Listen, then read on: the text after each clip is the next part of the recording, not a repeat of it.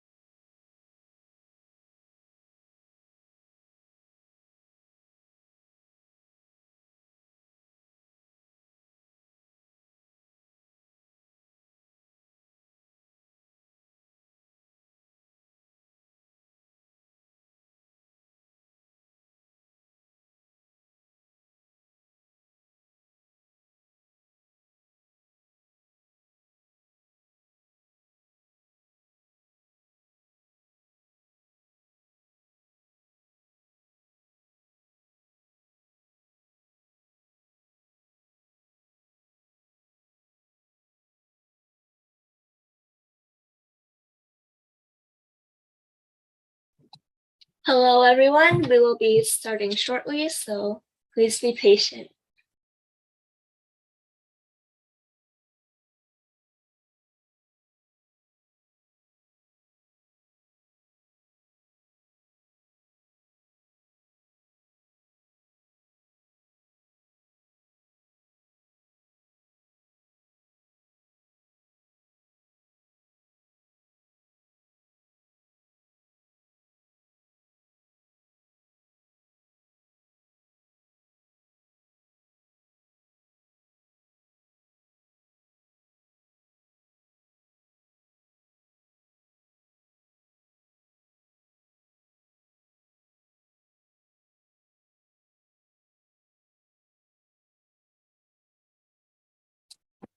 Okay.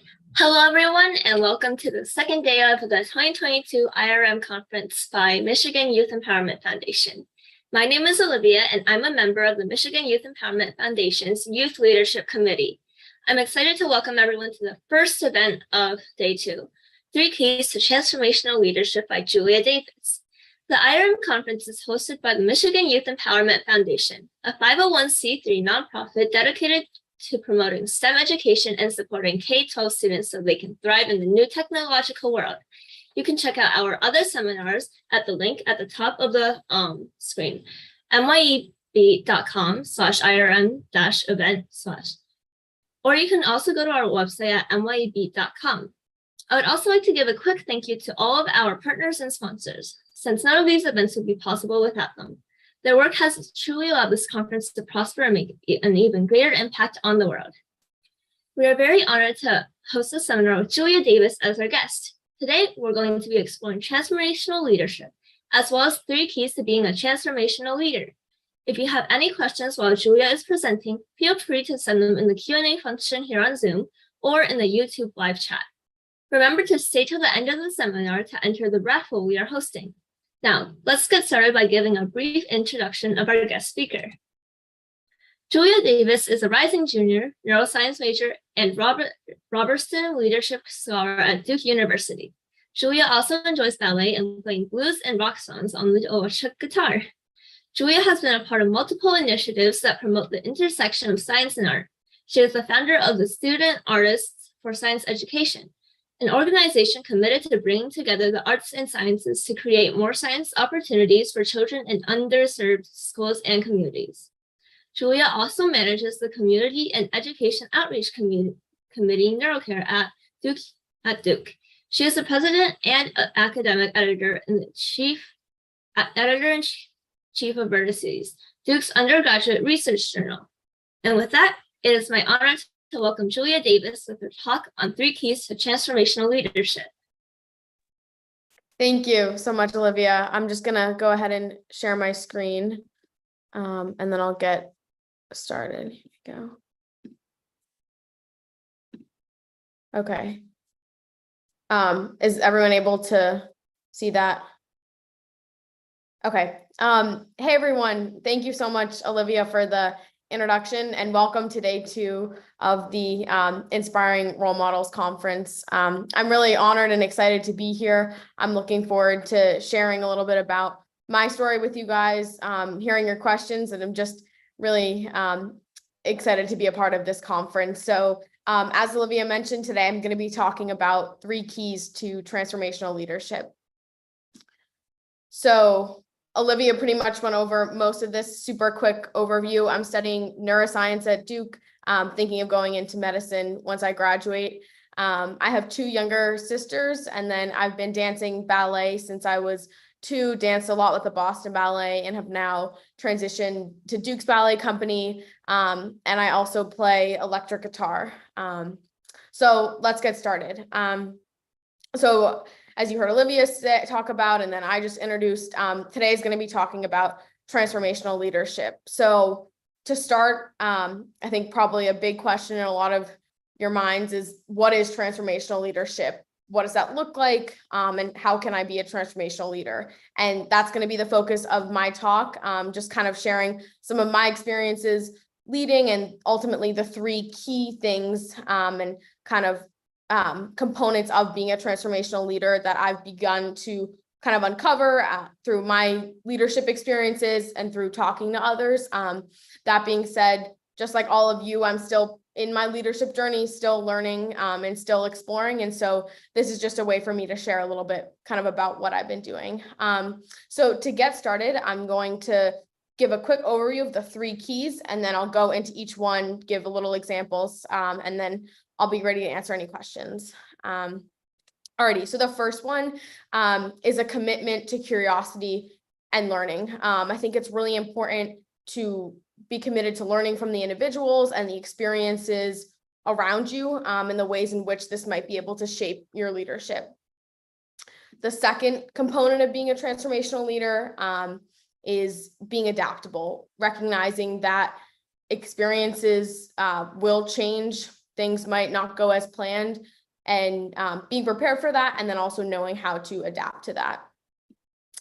And then the third and final component is having a commitment to a clear mission. And I kind of encourage you to have any mission of an organization that you may run now or in the future to be one that's dedicated to changing a trend, and to not just accepting the status quo, but having a greater vision, a greater view or idea about how a community, an organization, a country, whatever level it may be, should be run and should be changed. So let's jump right in.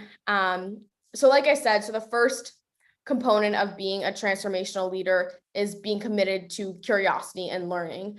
I truly believe in the value of the voices and the stories from those around you, and just in the value of what you can learn from conversation and from being able to ask questions and ask meaningful, respectful, insightful questions when having a conversation with an individual, with another organization. I think an important part of this is being able to embrace and really celebrate diversity, understanding that we all have a different perspective, a different background, a different journey to bring to the table, and knowing that you truly can learn from everyone around you. And related to that, it's important to truly listen and not just hear and not just kind of passively take in information and then kind of go on, but to really take a moment, save space to listen and to engage with others, to learn from them, and to also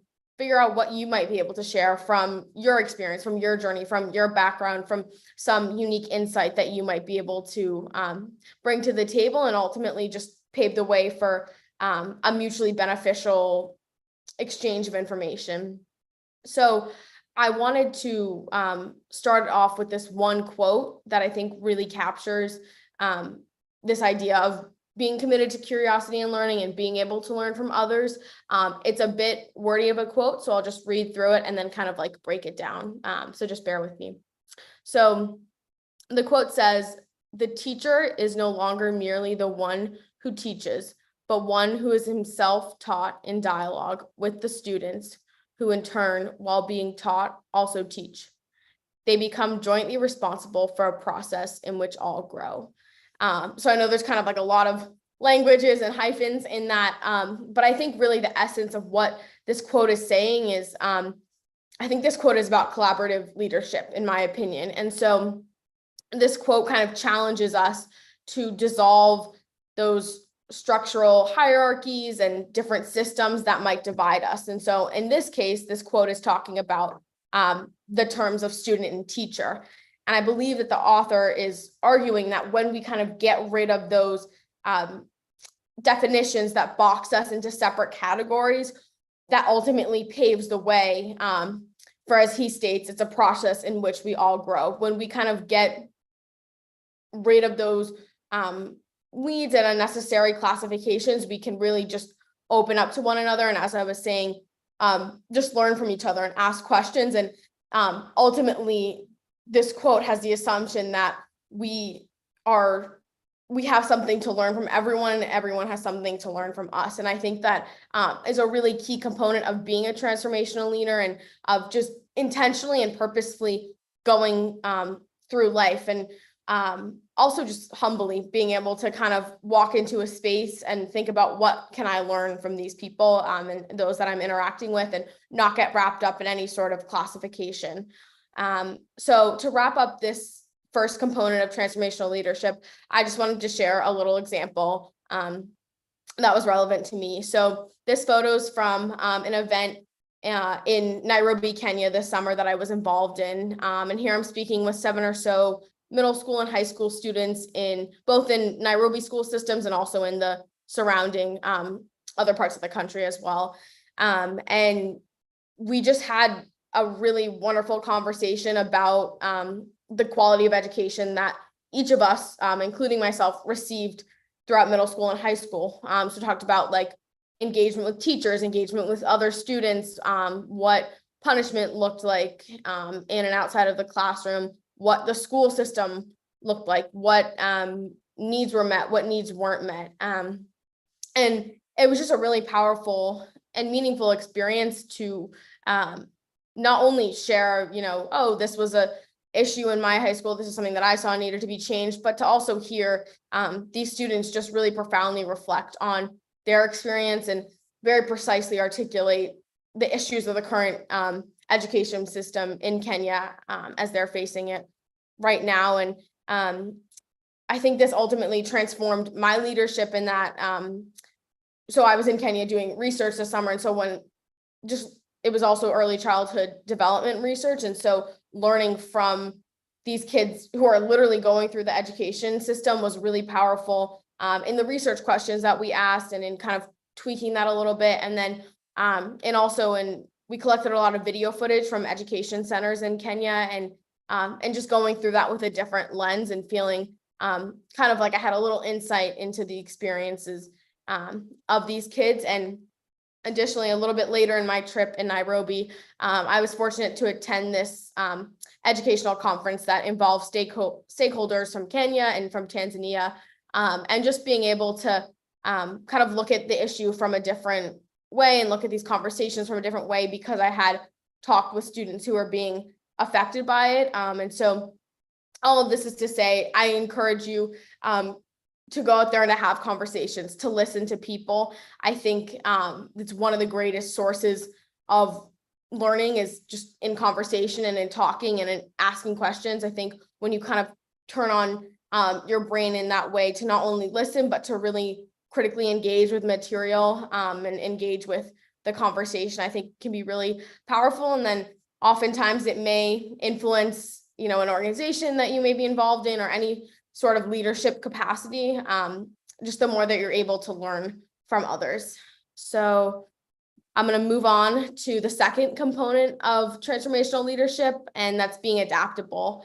So like I said, circumstances are going to change, an unexpected curveball might be thrown in the mix. Something totally out of the blue might happen. And so I think the first step of being adaptable is just recognizing that and knowing that's going to happen, because the sooner that you're aware of that, the sooner you can move on to making the change and being adaptable and doing what you might need to do. And so then another component of this is also just being aware and kind of like in tune and prepared for what different influences or other like outside kind of interactions might ultimately influence your organization or your leadership or whatever role you might be involved in. And so I think it's just important to be aware and to also have kind of in the back of your mind some plan Bs, plan Cs. And maybe that even means, every few months, like once a semester or something like that, having conversations as a team, as an organization about contingency plans and just even beginning to lay the groundworks because things will change. And so I think being adaptable and being prepared is really important in being a transformational leader. And so like I did before, I'm going to share one example just to make this a little bit more concrete. So as Olivia mentioned, I'm involved in the education outreach branch of neurocare at Duke. And so very broadly, we work to bring neuroscience to the Durham community.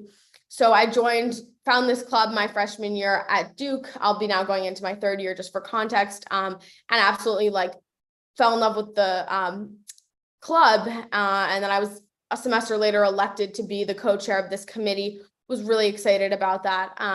As I joined, unfortunately, there hadn't been any in-person volunteering as a part of this club for about a year and a half. That was initially because of COVID, and then had really just nothing had been started up since. And then also there were two other co-chairs working with me. But often 10 minutes before a committee-wide meeting, I'd get a text or an email saying, sorry, we can't make it. Can you make an agenda and lead the meeting yourself? And so just kind of move quickly, make the agenda, lead the meeting.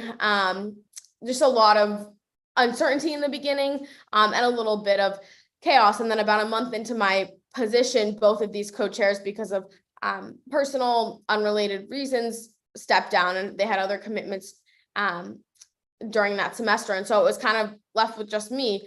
And initially, as I'm sure you guys know, in situations when, it doesn't go the way you want it to, or a frustrating curveball gets thrown in the mix, it's really easy to kind of just want to take a step back and just be like, okay, this is really frustrating, and I'm just kind of challenged by this and want to take a step back. But I really believe that the sooner that you can kind of accept the circumstance, I think the first part of being adaptable is just accepting that, number one, it's going to change, and then accepting when something does change, that's the new circumstances.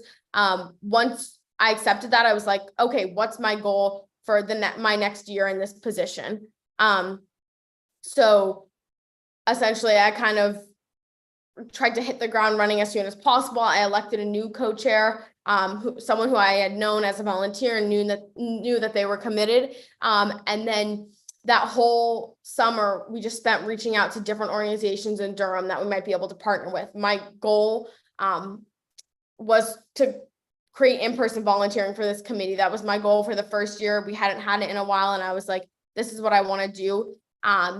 And we had, by the end of the summer, had lots of different partners that were really enthused about our work and happy to have us come and volunteer. And so in an intention to be very consistent in our first year of restarting this in-person volunteering, we just chose one partner. We wanted to do it well, and we wanted to do it intentionally and really develop a strong relationship with one partner. And then after that year, could see where things go, could think about expanding. And so we chose this YMCA volunteering program not too far from Duke, and had a phenomenal year of volunteering and really developing relationships with the kids in this community. And I just have a couple photos from some of our Friday volunteering sessions. But yeah, and then this summer now we've been reaching out, expanding to more clinical volunteering opportunities, looking at hospitals in the Durham and greater North Carolina areas. So it's just been really wonderful. And I think what this experience has revealed to me about being a transformational leader is that just first, you have to be adaptable. And once you know, when those circumstances do change, accept, set a goal, and then set your mind to kind of achieving that goal, and not getting caught up in kind of the frustrations, although they're easy and it's totally like a natural reaction. Once you can kind of accept that and move past it, you can ultimately transform an organization. And so, which I believe is the start of what we've been able to do here. And then finally, I'll just move to the last component of being a transformational leadership and being a transformational leader, excuse me. And so it's about having a clear mission. And like I said before, I really want to challenge you guys in any leadership position that you might have now or in the future. Oh, sorry, skipped a slide. I encourage you to have a mission or have an overarching goal of an organization as something that allows you to be a change maker, and is something that is challenging the status quo.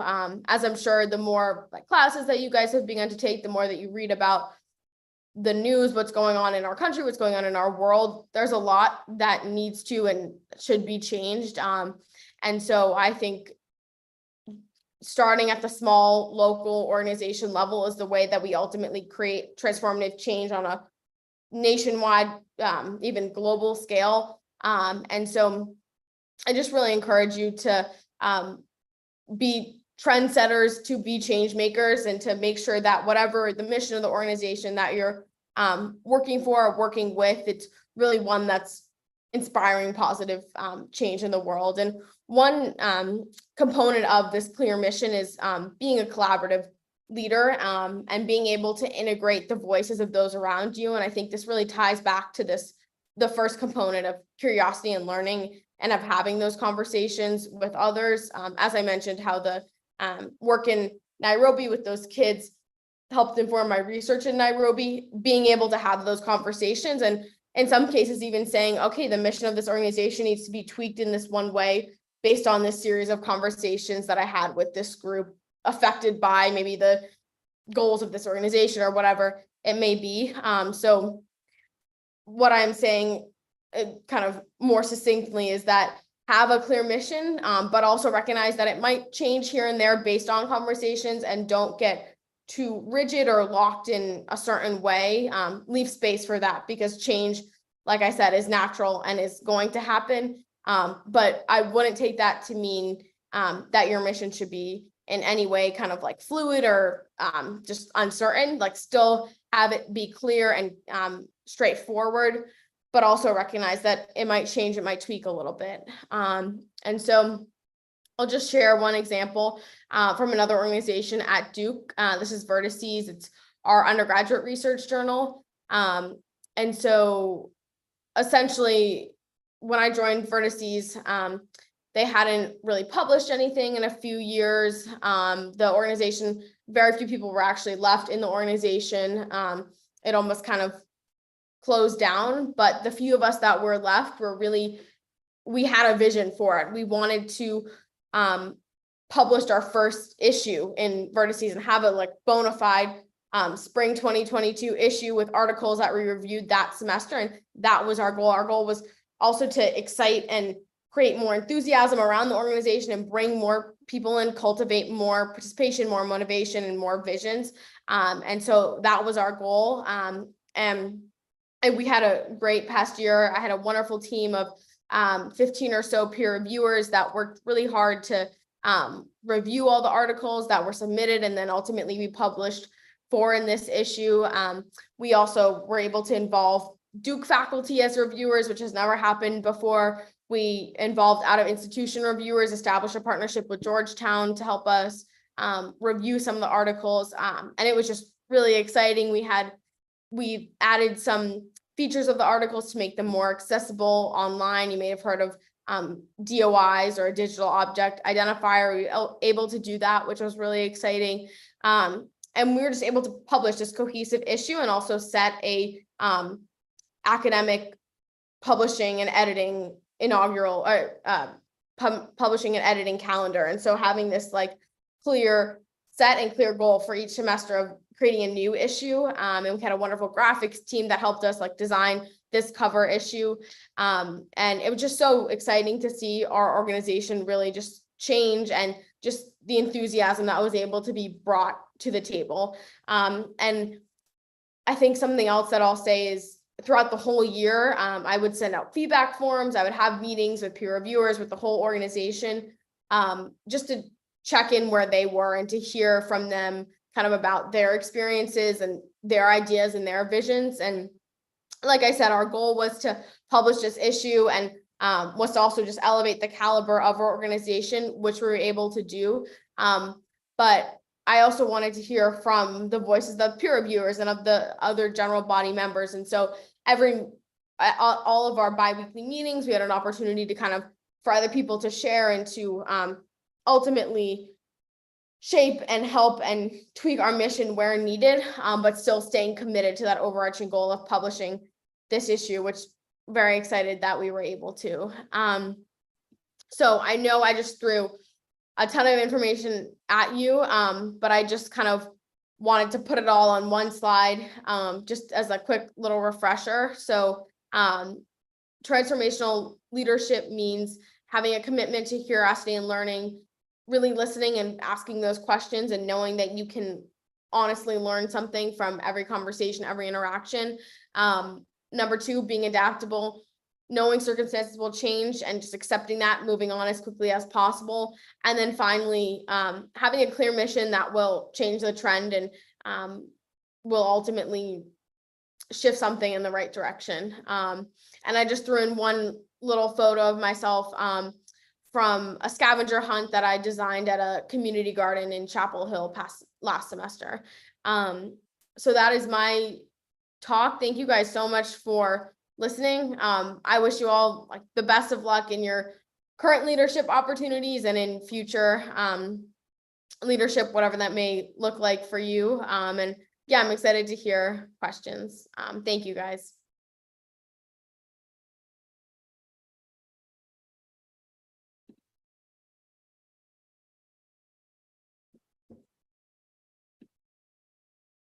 Okay, thank you so much, Julia. That was a very, very educational presentation and I learned a lot. So now we are going to start Q&A. So if you have any questions, please put them in the Q&A function on Zoom or just in the YouTube live chat. So I noticed we had one question already. How do you develop leadership if you're in a non-leadership position? Yeah, I really like that question. And I think, we all start from non-leadership positions. And so I think this is a really important question. So thank you for asking that. I think one way that you can kind of like be a transformational leader in a non-leadership position is by being involved and seeking out those conversations that I was talking about that like we might have in vertices where I was just kind of involving all the general body members, all the peer reviewers, share your perspective, share your advice. And like I said, I really like that quote that I shared. I think it's important to kind of dissolve sometimes these like hierarchical like classifications that are often in a lot of organizations. And so I think first of all, know that you have something to contribute, know that you have something to share. And so when the opportunity is given,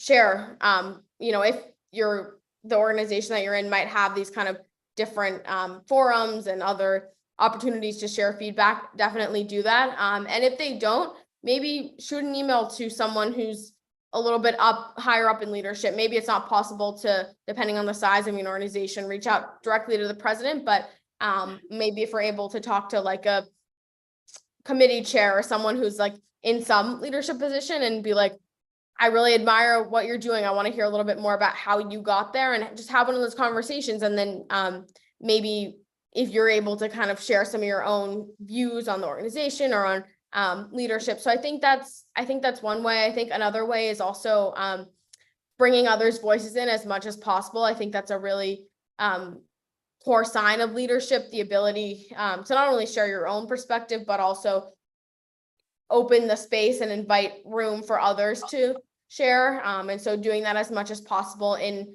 larger speakings and larger kind of convenings. And then, yeah, I think just knowing that you have something to share, and also kind of setting your sights on maybe, you know, in a year or two down the road, depending on kind of, again, the size of the organization, maybe you envision a leadership position for yourself. So also kind of preparing for that, I think, is another way to be a leader in a non-leadership position. Okay, thank you. That was a very, very detailed answer. Okay, next question. How can a person with a more shy and introverted personality apply a more authoritarian leadership style? Yeah, that's a great question. When I was younger, I was actually really shy, and especially like kindergarten, first grade, felt very uncomfortable like talking to people that I didn't know, and even still like throughout middle school and high school, kind of had a little bit of those tendencies. So I think I hope that like me doing something like this and just sharing a little bit about myself shows that like that's not the end all be all, and that shouldn't confine you. But I can totally understand where you're coming from and how that can be a really challenging barrier in leading. I think there's lots of different, like, leadership can look many different ways. There's a lot of leaders that are often a little bit more behind the scenes. So if for you it's a little bit more comfortable to maybe even just start with that in your first few leadership positions, even if that means like seeking out positions maybe where there's like co-chairs. Like I mentioned, for neurocare, I have one other co-chair. If you know you have another co-chair, another two co-chairs, you might be able to kind of even just explain like, I'm a little bit less like comfortable kind of sharing. They're just a little less comfortable talking a lot and like constantly being kind of in the front in the spotlight.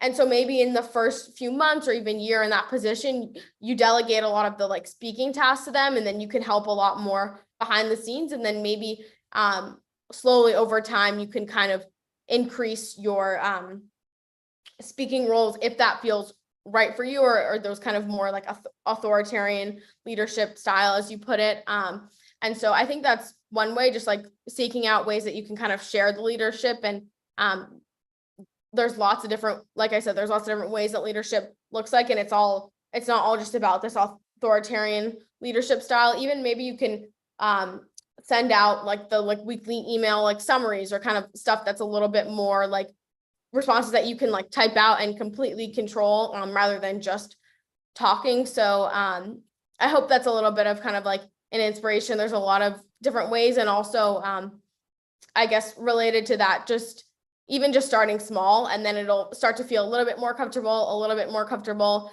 and maybe it won't, and maybe you like keep going with that, and that's totally fine. And people are different. And you can also, I guess one final thing that I'll say is, if maybe like groups of like 5 or 6 people, it's a little bit easier to have more of an authoritarian like leadership and transformational leadership style than like starting in groups like that, and seeking out maybe smaller organizations where you feel a little bit more comfortable to have your footing. Yeah,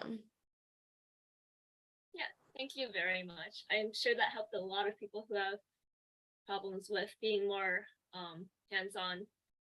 Next question. If a leader refuses to adapt to change or acknowledge the change, how would you approach a person without being sensitive or rude to them?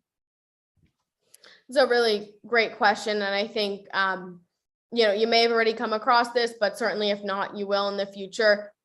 Sometimes there's going to be leaders, there's going to be people in positions of power that aren't transformational leaders, that aren't, you know, receptive to wanting to kind of hear what you have to say. And they might not be kind of the best leaders in our opinion. And so I guess, yeah, first off, I'd just say like, sometimes in life and in, you know, going through school and different jobs and organizations, we're going to have to deal with challenging leaders at some points. And I think it's really like an opportunity for growth within ourselves, and also for kind of a collective growth within the organization of understanding what type of leader that specific organization needs.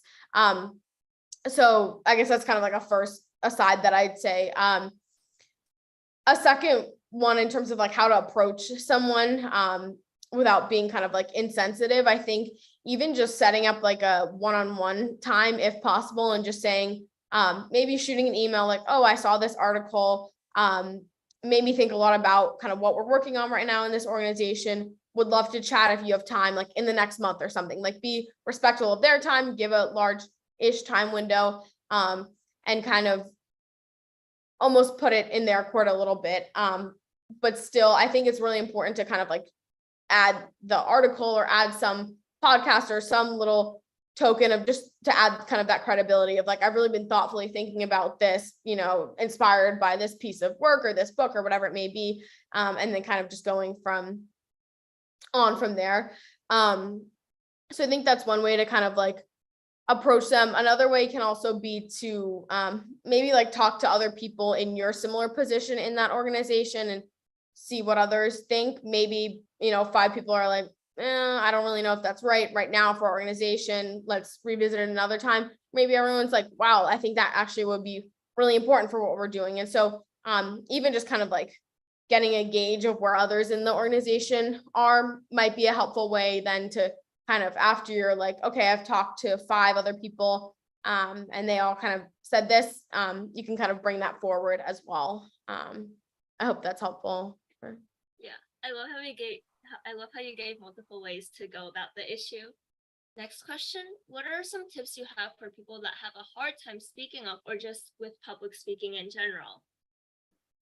Yeah, I think this one is a little bit similar to the shy question. So I might give some similar advice of just finding other ways of leading. There's a lot of like behind the scenes ways, like I said, sending emails, doing different kind of like organizational or administrative stuff that needs to happen behind the scenes. So seeking out those opportunities, and then also starting small, whether that means only talking for 5 or so minutes at a meeting, or just talking in like a smaller meeting of like 5 or so people.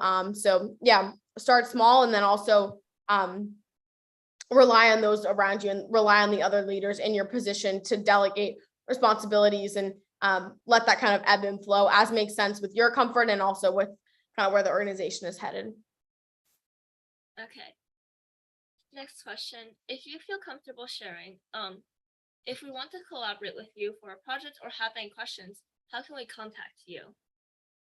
Yes, feel free to reach out to me. I'm always like happy to chat further and love just talking about leadership and talking about different collaborations and kind of missions of organizations. So I can just type in my email address right in here. And then also I'm sure, I don't know how it works, if there's like post meeting summaries. Send it in the YouTube chat. Okay. We'll send it in the YouTube chat. Thank you so much. I tried to send it as an answer here, but yeah, feel free to reach out. Email is perfect. Okay. Put it in here. Okay. Okay. Next question. Sorry, I lost where I was. No How do you deal with uncooperative or difficult teammates? Yeah. So kind of like I was saying about challenging leaders, similarly, like this question is saying, there's going to be challenging uncooperative teammates and other group members that you might have to work with. And I'm sure a lot of you guys have experienced this in like a group project, maybe in school, or even in like an organization or club at school. I think like the first step is just recognizing the situation of like, all right, this is a little bit more challenging, and just kind of setting the tone and setting the stage for that. I think trying as much as possible to not get wrapped up in the frustrations that can come with that. And like, I totally get it. It's really challenging when people are a little bit uncooperative, but the more you can kind of set that aside and just accept that unfortunately that's a situation, and that unfortunately that's part of, that's life, part of leading, that's part of working with people. And I think kind of then moving forward from that, one approach, and again, this also, of course, is like very dependent on the situation, but maybe even if you're able to just delegate a few tasks. And so I think, when you have maybe a team of like a few people and there's some uncooperative teammates, even just having someone like you can rise to the top and kind of be a leader and take charge in that way. If, it's really not working while people aren't cooperating, then rise to the top, take it as an opportunity to kind of practice your own leadership and to also help move the group forward. And so I think one approach could be to try and even just like separate or delegate tasks. Maybe people aren't working super well, at least at the beginning, together, but maybe, everyone can do their own individual task, and then you guys can all come together and maybe try a little bit more of an integrative work approach after that. So I think one way is to delegate tasks. I think another way is to also, I think it's important to be upfront and transparent with people and just, if possible, if the situation permits itself, have an honest conversation of like, look, this isn't working, this isn't fair to the other group members, that we're having to do a lot more of the work, or this is really challenging. And just having one of those conversations. And, some people might not be receptive, but I think some people will be, and some people might not even realize that that's what's happening. So transparency is a key component of being a leader and being a transformative leader. And so kind of just setting the stage and having those open dialogues. And then, also coordinating. Maybe there's a few group members that are a little bit more cooperative. So maybe coordinating with them about what they think the best plan forward is to kind of help the group move forward. Unfortunately, in like some situations, if it's maybe a shorter term, like a couple week project, sometimes, it might not make sense to have all these meetings and stuff like it might just like even time effective wise might not make sense. But if it's a lot longer of like a involvement or like partnership, then I think it's really important to have those open and honest conversations and say like, we need to troubleshoot this. This is something we need to figure out and move forward from there.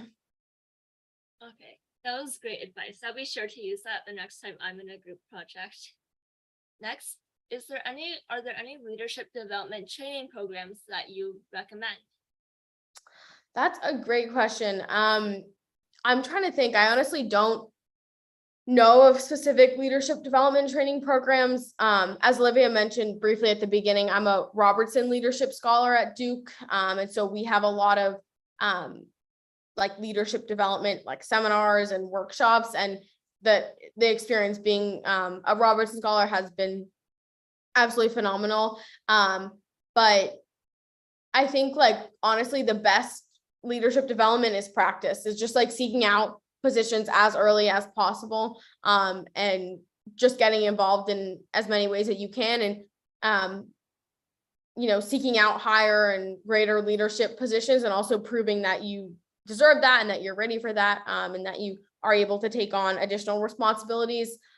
So yeah, just get involved in as many ways that you can, but also I'd be intentional about your involvement and don't get involved in 3 new leadership positions in 1 year. I think it's really important to focus on, 1 or 2 things and really devote yourself to that and learn from those. And I guess 1, seek out like leadership positions, and then 2, any like mentors or people further along in paths and journeys that you're interested in, like have conversations with them. And that's like one of my favorite things to do, just to reach out to people who might be, in medical school, a doctor, just kind of like further down in a career that I see myself doing, and learn from them. So yeah, get involved, and then also chat with people. Like I said, as part of my talk, you really can learn a lot from those around you, and especially those who might be a little bit more down the line in something that you're interested in. So just reach out. A lot of times people are really happy to have conversations. Okay, thank you. And since we're running a bit low of time, this will be our final question. How do you encourage a student who doesn't want to be in the spotlight?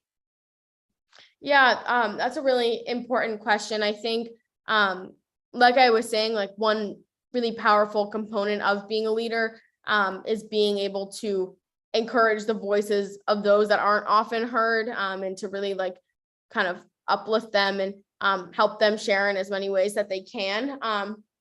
One way you can do this is even just providing opportunities maybe for non like verbal and in the moment like feedback, or kind of like different just any essentially like open forums and stuff like that for people to share on their own time and just like type out a response.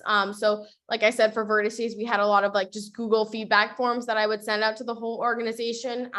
So I think that's like one way to kind of provide an avenue for people to share their opinions and to ultimately help drive a mission or help drive a goal or project of a certain organization in a way that's maybe a little bit lower stakes, like just typing out a response on their own time on their computer versus having to share in front of 25 people or something like that.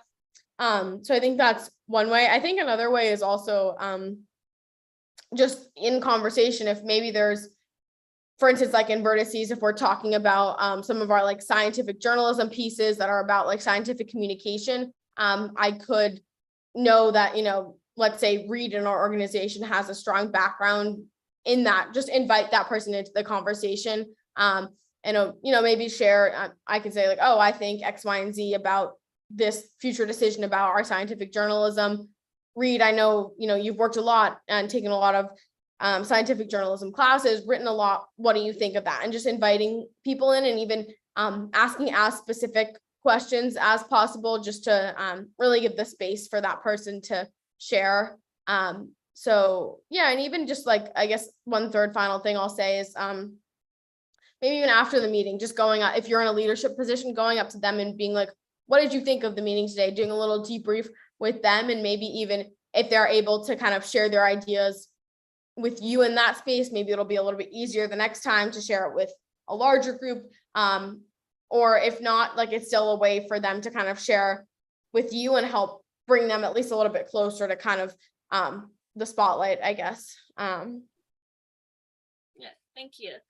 So that's all we have for this session today. Thank you so much, Julia, for providing us with all this insightful information. It was really, really inspiring. If you look at our screen right now, these are our raffle prizes. We have 5 raffle prizes, and this is the information to join the raffle. We'll now give you a few minutes to fill out the form and have a chance to win one of our 5 raffle prizes. And again, thank you so much to Julia for coming out here and giving this presentation. This was a very, very insightful presentation, like I said, and I'll be sure to use everything I learned today. Thank you so much for having me. I really enjoyed sharing and hearing people's questions. Pleasure was ours.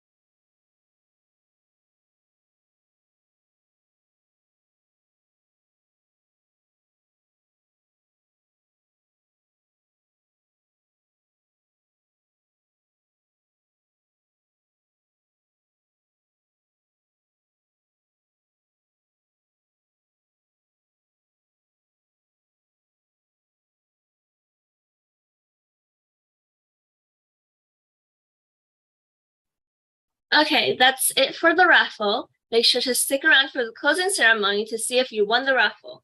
Our next seminar will be Why Choose Do Everything at 5 p.m. Eastern Time. So be sure to stick around for that. Again, a huge thank you to Julia for her presentation today. And remember, everyone, not to miss the next session, Why Choose Do Everything, in 10 minutes. We hope you have a wonderful rest of the day, and we will now start the break. Thank you.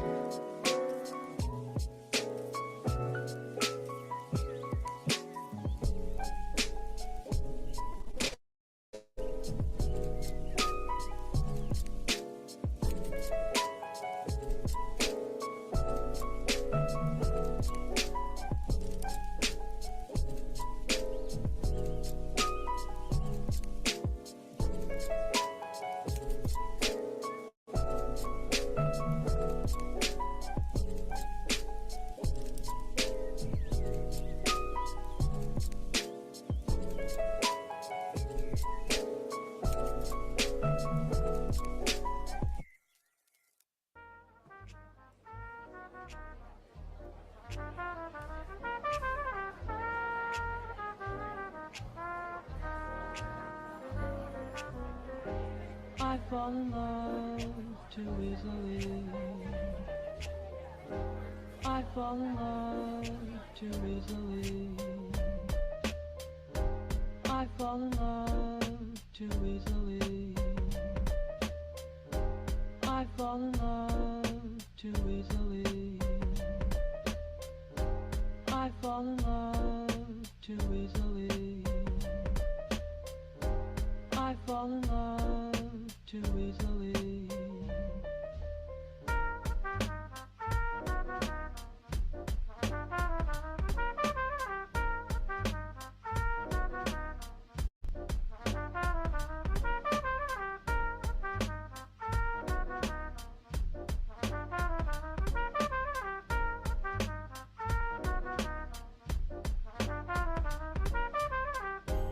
I fall in love too easily. I fall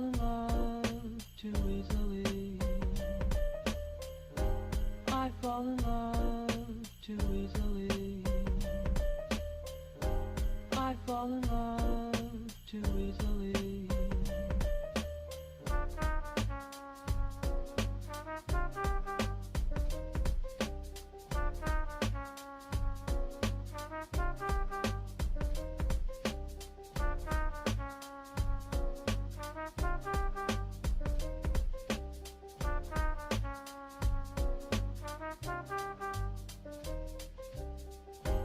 I fall in love too easily. I fall in love too easily. I fall in love too easily. I fall in love too easily.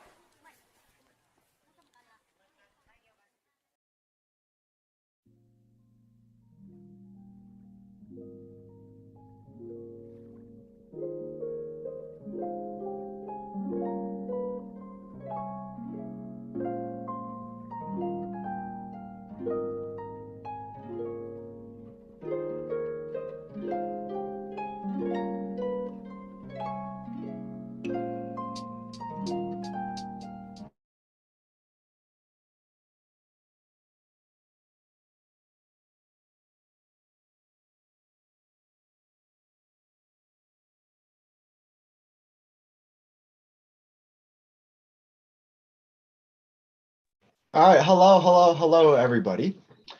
My name is Kevin Kong, and I am a member of the MYE Youth Leadership Committee team. Welcome to our sixth event of the Inspiring Role Models Conference. The IRM conference is hosted by the Michigan Youth Empowerment Foundation, a 501c3 dedicated to promoting STEM education and supporting K-12 students so they can thrive in the new technological world. You can check out our website at www.myebeat.com. Again, that is www.myebeat.com. Additionally, we would like to give a quick shout out to our partners and sponsors for their hard work, which has been truly crucial for this event. With that said, right now we are very honored to have Sarah Alonso Vega as our speaker for this session. In this seminar, Sarah will present to us why choose, do everything, so that students like myself who are uncertain about their future can have a better perspective on life. If you have any questions while Sarah speaks, feel free to send them to the Q&A function here on Zoom.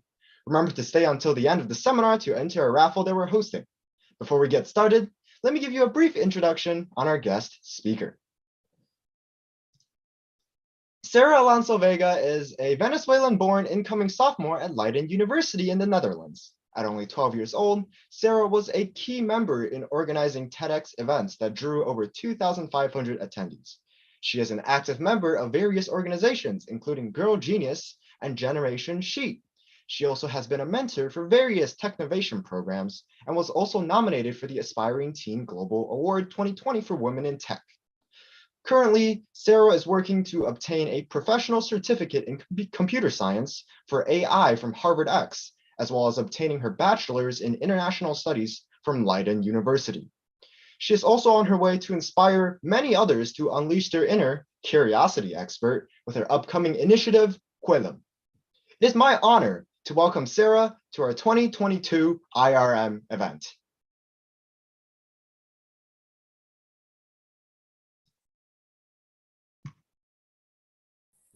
Hello, everybody. Thank you so much for the warm welcome, Kevin. And thank you to everyone who's watching and everyone who has made this possible for inviting me and letting me share this new idea that I have that can not only serve you, but could also serve the future.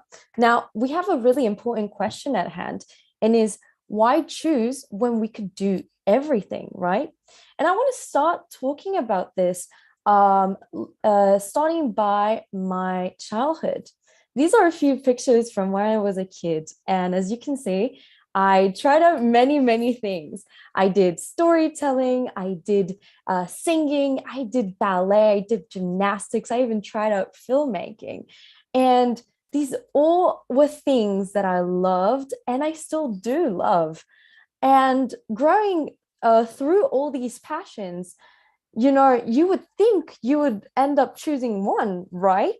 Well, I ended up going to choose a university and ended up with a problem of what career should I choose? I have so many passions. I do not click with any degree. And it's hard for me to give up all my passions to just do one. And you see, this is not a problem that only I have. This is a problem that we all have. This is a real problem that even you watching at home and many other students have. As you can see, I pulled up some statistics, if you guys do not believe me, but I'm sure you do, that is more than 84% of people from 16 to 24-year-olds don't know how to turn their passions into a career. And 49 of those, almost half of them, say that they consider that the lack of qualifications holds them from exploring, the careers that they actually want. This will end up with a bigger problem, which is dissatisfaction when we go into our actual jobs in the future. Well, if you're worried about this, which you should, I'm sorry to say that there is no solution, or at least yet. I am proud to say that I like to take this approach, which is called the Marver and Millicent Roberts approach, which I think is a great idea for any of you who are thinking, what career should you choose? Now, you might be wondering, who is Barbara Millicent Roberts? I've never heard of that inventor before. Well, she's not only an inventor, She is also a singer, she's a dancer, she's a model, she's everything. And I'm pretty sure you know her. Can you give me a guess who she is? She's none other than Barbie, and she is my absolute childhood icon. Of course, growing up, I played with my Barbies and I aspired to be just like one. But what I like the most about Barbie is that she has this philosophy of when you can't choose what passions to do, simply don't. You can be everything. And that's my favorite part. Now, Barbie's philosophy goes a bit more, and the reason why she is so popular is because she encourages young girls to discover and explore through play, which is the whole thing, to do and recognize women underrepresented careers. But as well, they also like to inspire this limitless potential in every girl. But no, I think that's a bit like outdated. So I like to add that every boy now can see their limitless potential and they can play with Barbies too, and they can adapt Barbie's philosophy. Now, for all these reasons, I think Barbie is a curiosity expert.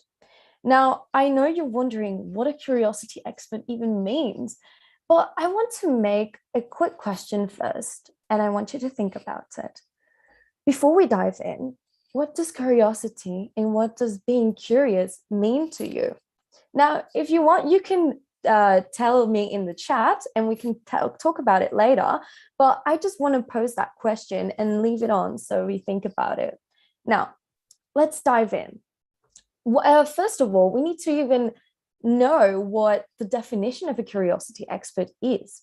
Well, I've come up with a pretty general description of what I consider a curiosity expert.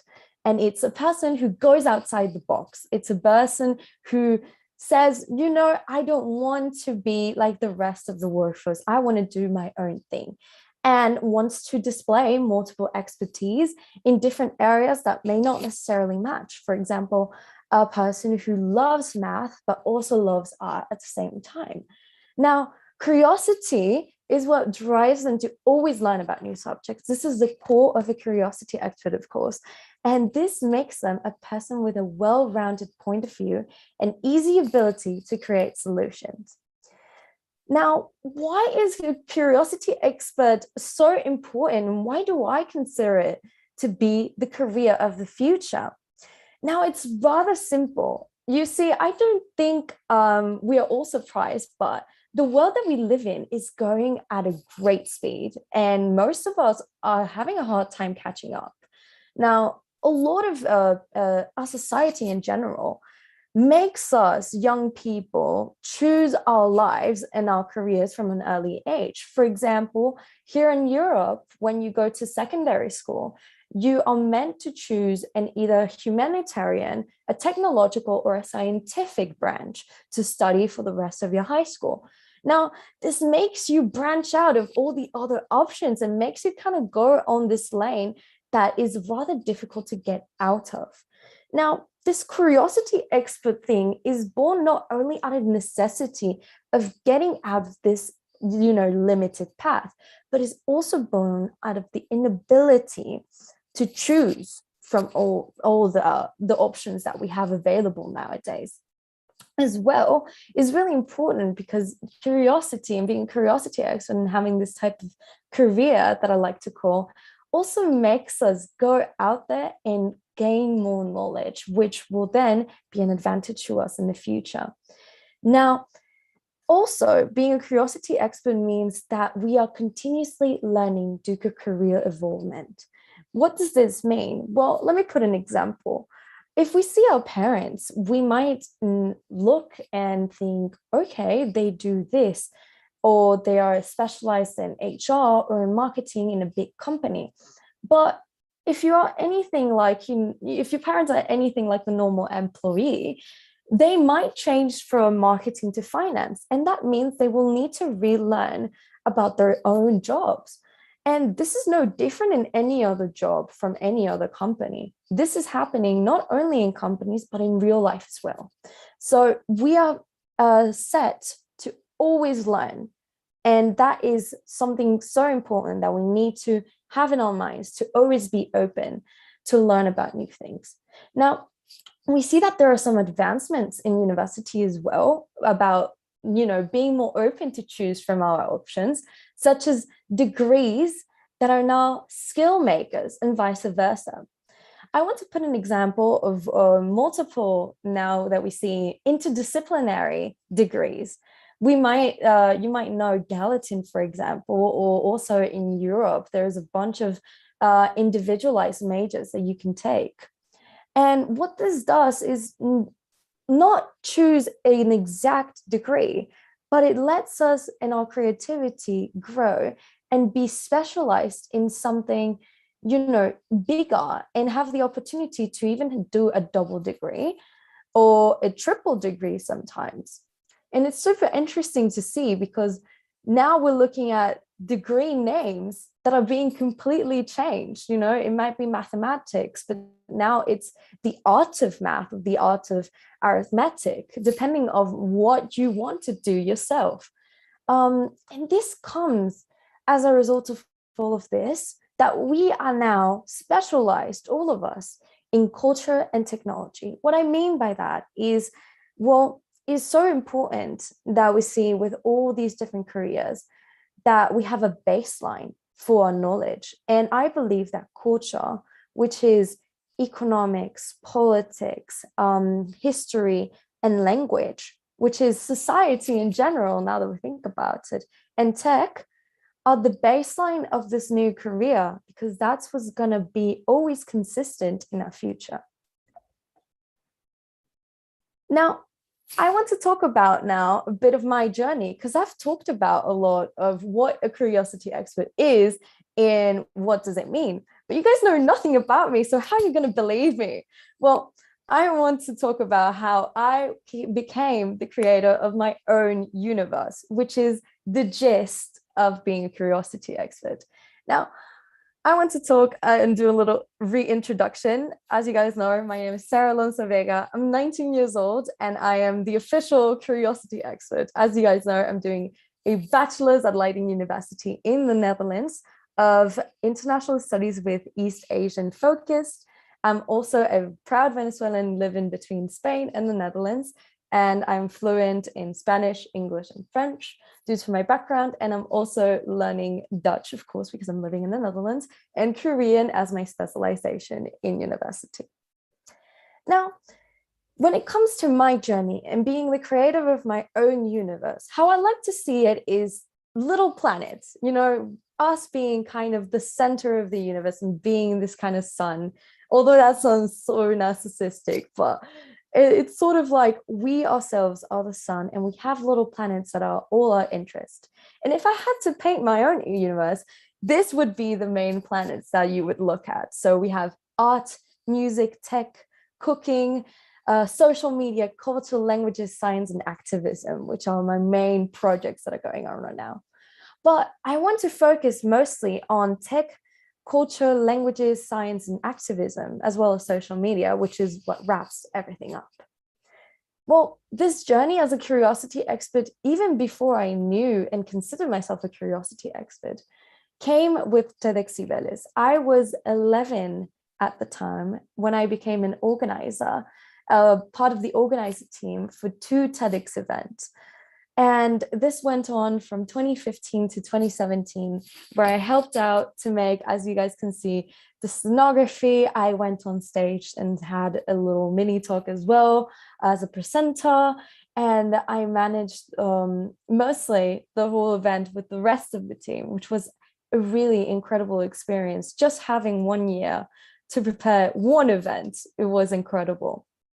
From there, I decided, I want to do something a bit more technological. And I got recommended to this challenge. It's called the Technovation Girls Challenge. I'm sure people are familiar with it because it's super famous. The Technovation Girls Challenge, for those who don't know, inspires girls from ages 11 to 18 to create apps with a social change. And my team in 2017/2018 became a global semi-finalist with our apps that you can see right there, which is called Help and Go. Now, this app helped organizations grab the attention of us normal people so we can do a better change in our community. Now, from there, I thought, well, Technovation is really cool. What if we do more programs with it? And from there, I became a volunteer and speaker at the AI Families Challenge in 2019/2020. With this, I went to the university that they were hosting this AI Family Challenge, which is similar to the Girls Challenge, more focused in artificial intelligence, and gave a masterclass about pitch making, which is the most crucial part of selling your idea. And from there, during the pandemic, I also got a suggestion to be a mentor for the Idea Lab. The Idea Lab is a similar program to those of girls, but it's focused for third world countries such as Afghanistan, Pakistan, Mexico, and if I remember correctly, Egypt. But it was a pilot program that took off during the pandemic online with UNESCO. And through there, I got to teach girls about artificial intelligence and all that knowledge that I gained through the last editions of Technovation. Now, during the pandemic as well, I became a part of the team of Girl Genius magazine. In Girl Genius, I mostly helped as the LinkedIn director and also making videos and producing them, but also helped with the social media in their Insta page. And I lasted a wonderful year with them. And from there, I decided, you know what, it's time for a new challenge. And at the same time, I was doing the Women in Tech, I got nominated into the Women in Tech Global Aspiring Award. But I decided to end my journey with Girl Genius by giving a talk at the Digital Enterprise Show, which is a high executive and company-based enterprise show where they showcase new ideas for the upcoming year. And I was honored to be there as I was the youngest speaker of 2021. And it was super exciting because it was the first in real life event after the pandemic. Now, after all this in the pandemic, I decided to take some time to go to university, of course. And as you guys know, I'm doing a bachelor's in international studies, but I'm also taking part in a professional certificate of computer science with artificial intelligence from Harvard X. As well as studying, I also took time to dive more into my passions. As you guys can see, I also have lots of fun traveling around Europe, meeting up with friends, going to parties, but also going and cooking for the first time in a restaurant. So as you guys can see in the farthest right photo, that is my boss, and we're making traditional arepas. I work at a Venezuelan restaurant and I have the most fun. And yes, it's a great experience to be able to dive more into the cooking world. Now that we talk about more of my universe, how can you create your own universe? Well, I like to think that there are 3 E's for success. First of all, I must make a claim beforehand, and that is that every path to all curiosity experts is different. So mine is not going to look like yours, and yours is not going to look like mine at all, because we're all going to start at different times and have different passions to focus on. But I believe that there are some baseline things that will make sure that you are a successful curiosity expert. First of all, the first E, you must explore.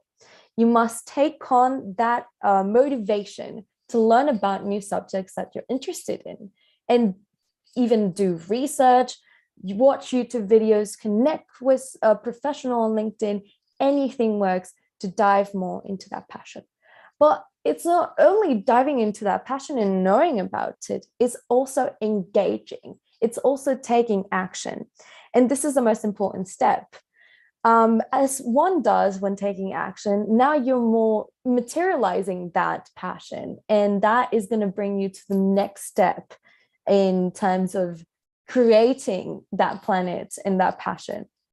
But above all, and above taking action and either going to conferences or taking an internship, I think there's something more that we should all focus on, and it's encouragement.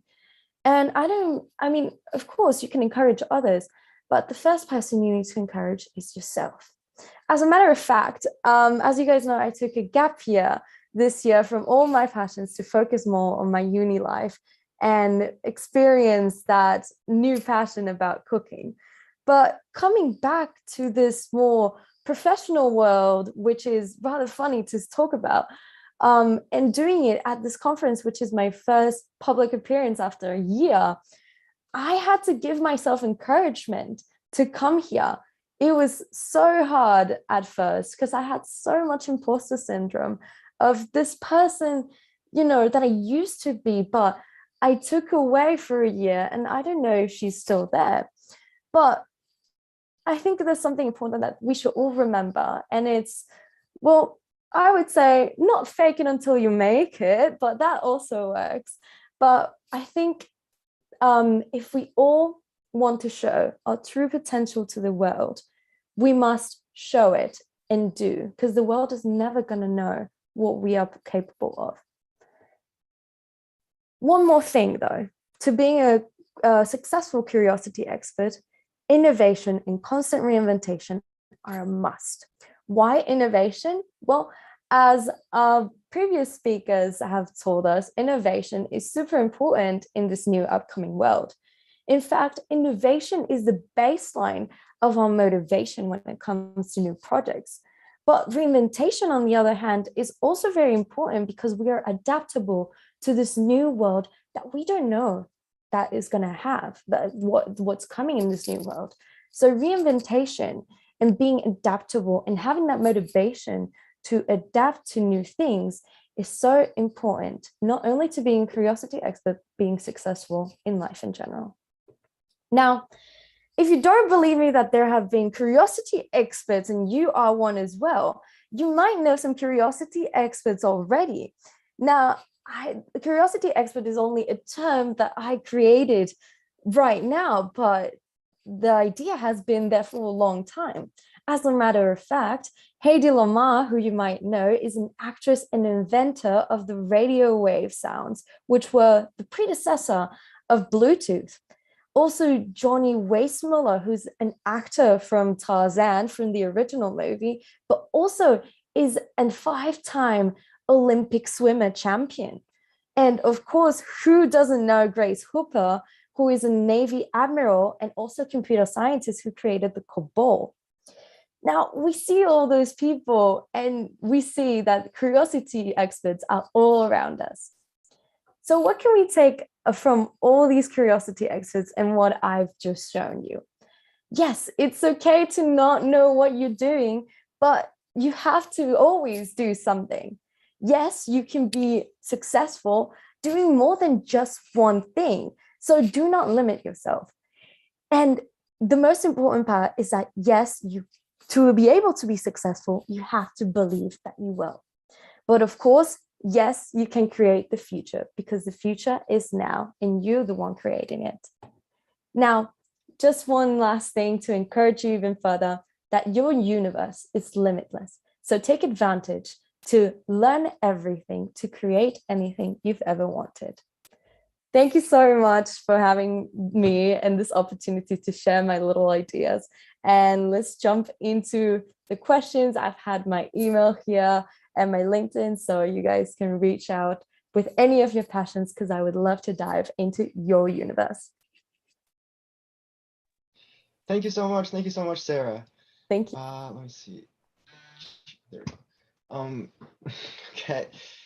Yeah, again, everybody, let's give Sarah a round of applause for all this inspiring information. And I really hope that all of us one day can open up a path of our own, can finally blur the lines between our jobs and our passion, and become our very own curiosity experts, you know?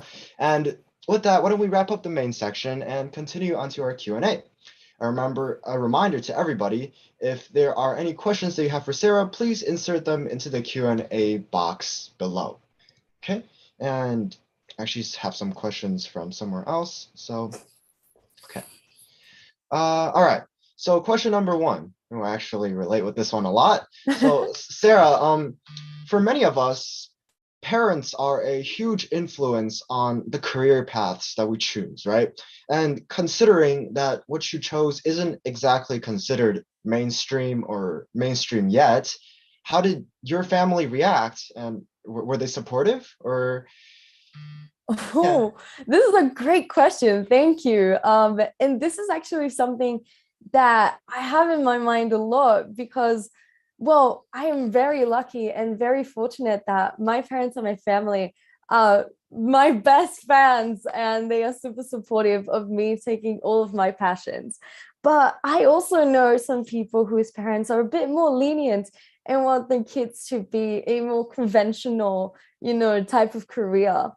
And what I say to that is that, well, it's rather difficult and I know it's discouraging, but as I said before, you need to believe in yourself and believe in your passions.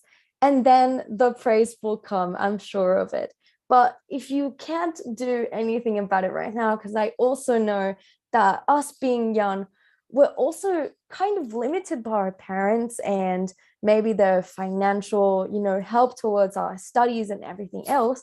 I suggest that perhaps whilst you take a sort of degree at university that are more catered to your parents' likings, you can also take action with side projects in either student associations, LinkedIn groups. Really, the internet is a wonderful tool to learn more. And especially, actually, I want to talk about this, if I may, but my Harvard X computer science degree, it's an actual online degree that everybody can take and it's free.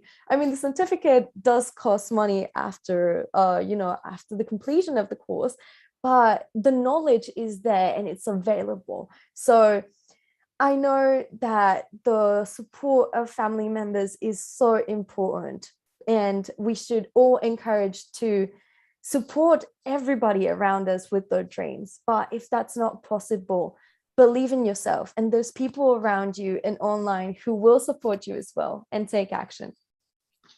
Thank you so much. Very, very well said. Also, just a quick question. This one is from me. Sure thing. So you said that if your parents say aren't exactly super supportive of the idea, you could going to university, take a degree that is more conventional, right?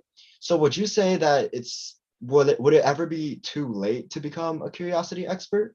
Never, never. You can become a curiosity expert in your 60s even. It's more about the thought of more mixing and intersecting all of those passions that you have that, well, if they match, then it's better for you because of course you can take a career that is based more on that of what you love.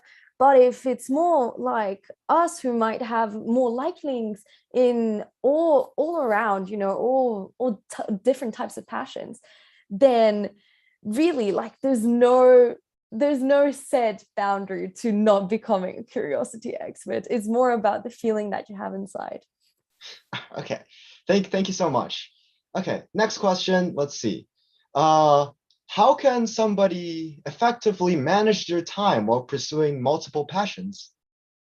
Well, first and foremost, I must say sometimes I struggle with this too, but you do have to take one thing at a time. It can be really overwhelming to see all of these opportunities, especially right now that we are mostly online thanks to the pandemic and lots of people are having multiple ideas on how to make things better. But yeah, just take one thing at a time. And again, since there's no time limit to becoming a curiosity expert, you have all the way to go. So enjoy the way and there's really no rush. All right, thank you. Thank you so much. Okay, let's see. What is the next one? Oh yeah. This is similar to one before, but I still want to ask this because this one plagues me quite a bit as well. What advice do you have for people who are worried about, say, their financial stability when pursuing their dreams? Well, that is rather hard, I must say. Yes, it's something that at the end of the day is super important if we're being realistic, of course.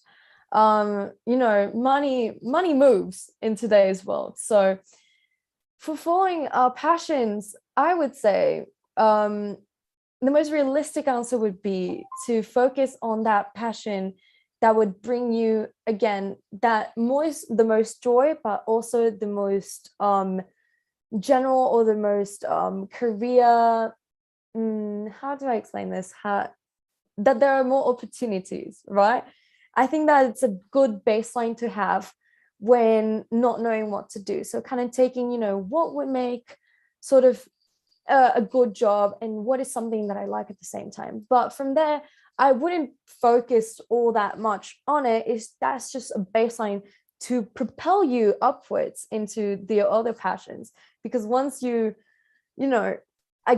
with all these courses available online, I don't think it's really hard to be able to gain a lot of knowledge that is valuable in today's market. So again, taking courses online from universities and doing programs and stuff like that that will not financially affect you, will help you to propel you upwards in terms of financial stability. Thank you. Thank you so much. Yeah, I've throughout the whole time I was really wondering about that a little bit. So that really Yeah. gives me some No, closure to a certain extent. I understand Yeah. completely because again, I mean, I myself, I would say I'm not a great example because I'm only 19 and I am working, but it's only a side job as well as my studies. But studies are mostly what's going to make you in the future, succeed. So always be learning. That's the most important part. Thank you. Thank you. Okay. So an answer from the audience. So in your opinion, how do you find real passion, right? How do you find the thing that you actually want to focus on yourself? That is a great question.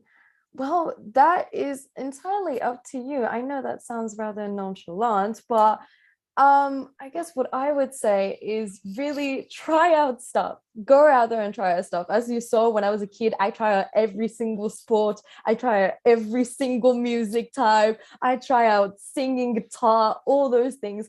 And some things stayed and some things didn't, of course. But it's really the baseline and the main goal here is just to try out what works and what doesn't. Oh, okay. Thank you. Thank you so much. I'm definitely to keep taking that into account in my life. Yes. Okay. Oh, we yeah. always need to try new things. Okay. And so one more, let's see. Have you ever faced any skeptics, and how do you suggest that we deal with skeptics who are like on our way to achieving our own dream? Well, as I talked about it before, I myself faced some sort of skeptic, or I was hesitant coming to this conference myself. So as it happens to you, it happens to me as well. It's something that rather than fight it, I think we need to accept it, that sometimes we can be scared as well. But I think we should turn that, hesitance into a power and say and feel it as a good sign that we are stepping out of our comfort zone and trying new stuff, of course. So I think being skeptical and hesitant and scared is not all that bad. All right, perfect. Okay. That again, all of this has really helped me a lot. I appreciate it. This is to help myself and you, so we're helping each other. Yeah, of course, I would gladly. All right, okay, so let's see. That should be all the questions coming in. So thank you once again, Sarah, for all your amazing stories. And I truly hope that one day everybody with us today will discover our inner curiosity experts. All right. We all are already. We're on our way. Thank you, guys. Of course. Thank you. Okay. And now, if you'll look at our screen, the information to enter our raffle is on here. So make sure you do that to win prizes such as mini fridges, JBL speakers, and all that jazz, right? And now just scan the QR code below, fill out the form, and you'll be in. Good luck.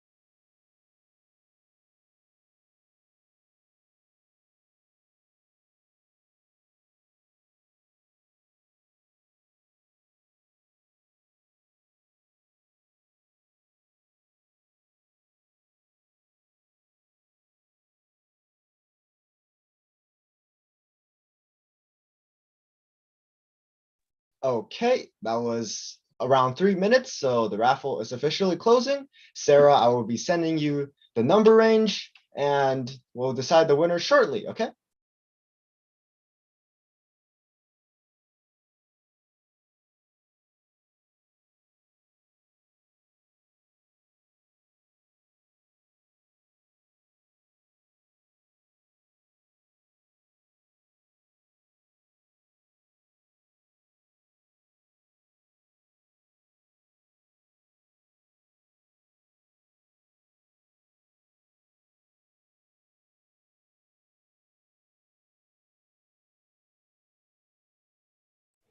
Okay, the number has now been decided, and we have the winner. Okay, however, we won't be showing it right now, but that's it for the raffle section. All right, so make sure to attend our next seminar tonight to see, and make sure also to attend the closing ceremony to see if you're one of the lucky winners. Our next seminar will be at 6 p.m. Eastern Time. There, you'll be able to explore the endless possibilities in the world of 3D with Aaron Wayne, a researcher at Zeiss. And now, why don't we all give our final thanks to Sarah for her amazing presentation, and also thanks to all of you for attending the Inspiring Role Models Conference.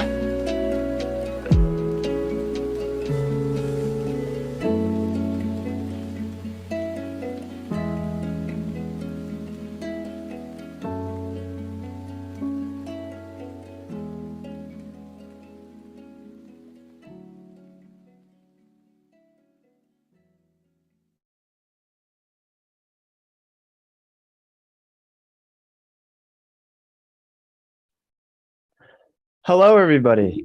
My name is Ryan Kong, and I am a member of the MYE Youth Leadership Committee. Welcome, everybody, to the 7th event of the Inspiring Role Models Conference. The IRM Conference is hosted by the Michigan Youth Empowerment Foundation, a 501c3 dedicated to promoting STEM education and supporting K through 12 students so that they can strive in the new technological world. You can check out our other seminars at www.myebeat.com/IRM event and our website at www.myebeats.com. Additionally, we would like to give another shout out to all of our partners and sponsors because this event would not have been possible without all of your help. Their work has truly allowed this conference to prosper and become what it is. With that said, we're very honored to host this seminar with Aaron Wayne as our guests. Today, we're going to be exploring an odyssey in the world of 3D. If you have any questions while Aaron speaks, feel free to send them in the Q&A function here on Zoom. Remember to stay until the end of the seminar to enter a raffle that we're hosting. Let me get started by giving a brief introduction of our speaker. This is Aaron Wayne. Aaron has a bachelor's in biochemistry from Michigan State Universities and a master's in biomedical engineering from Lawrence Tech. In the past, he has done research in Israel, taught science in China, coached Ninja Warriors, and taught at the Michigan Youth Empowerment Foundation. Right now, he is an applications engineer at Zeiss, a founder at Two Blue Tech, and a very, very knowledgeable person when it comes to 3D design. He has done 3D printing with glass, metals, and even recycled plastics. If you are interested in 3D printing, this is the perfect speaker for you. Aaron's experience with 3D is truly amazing. He has printed ancient Roman coins, his own 3D scanner, and even a model of his own head so large that he can wear it. It is my honor to welcome Aaron to our 2022 IRM event. Thank you. Awesome. Well, thank you for that, Ryan. Let me just share my screen here, and I think it would be great if we could get started. All right, can we see that, Ryan? Yep, you're good. Awesome. So thanks everybody for coming. As promised, I'm going to be talking about an odyssey of 3D. What it really is a couple of my favorite projects in 3D, how I got started, and then just a little bit about what I'm doing now. So about me, Ryan already said this, but my background is actually in biology. So it might be surprised that I do so much stuff with 3D. And like you said, I've also done stuff like Teach, where both Python at NYU right now, and Ninja Warrior in the past. And I have, in fact, 3D printed my head so large I can wear it. That's this picture over here. It's my top Reddit post. It got me into the lounge. That impresses some people. Here's my friend Daniel. I'm wearing him on my head too. And then this is my head 3D printed out of copper. And I would have loved to just talk about metal printing specifically today. I have a few slides on it, but I just don't have enough time.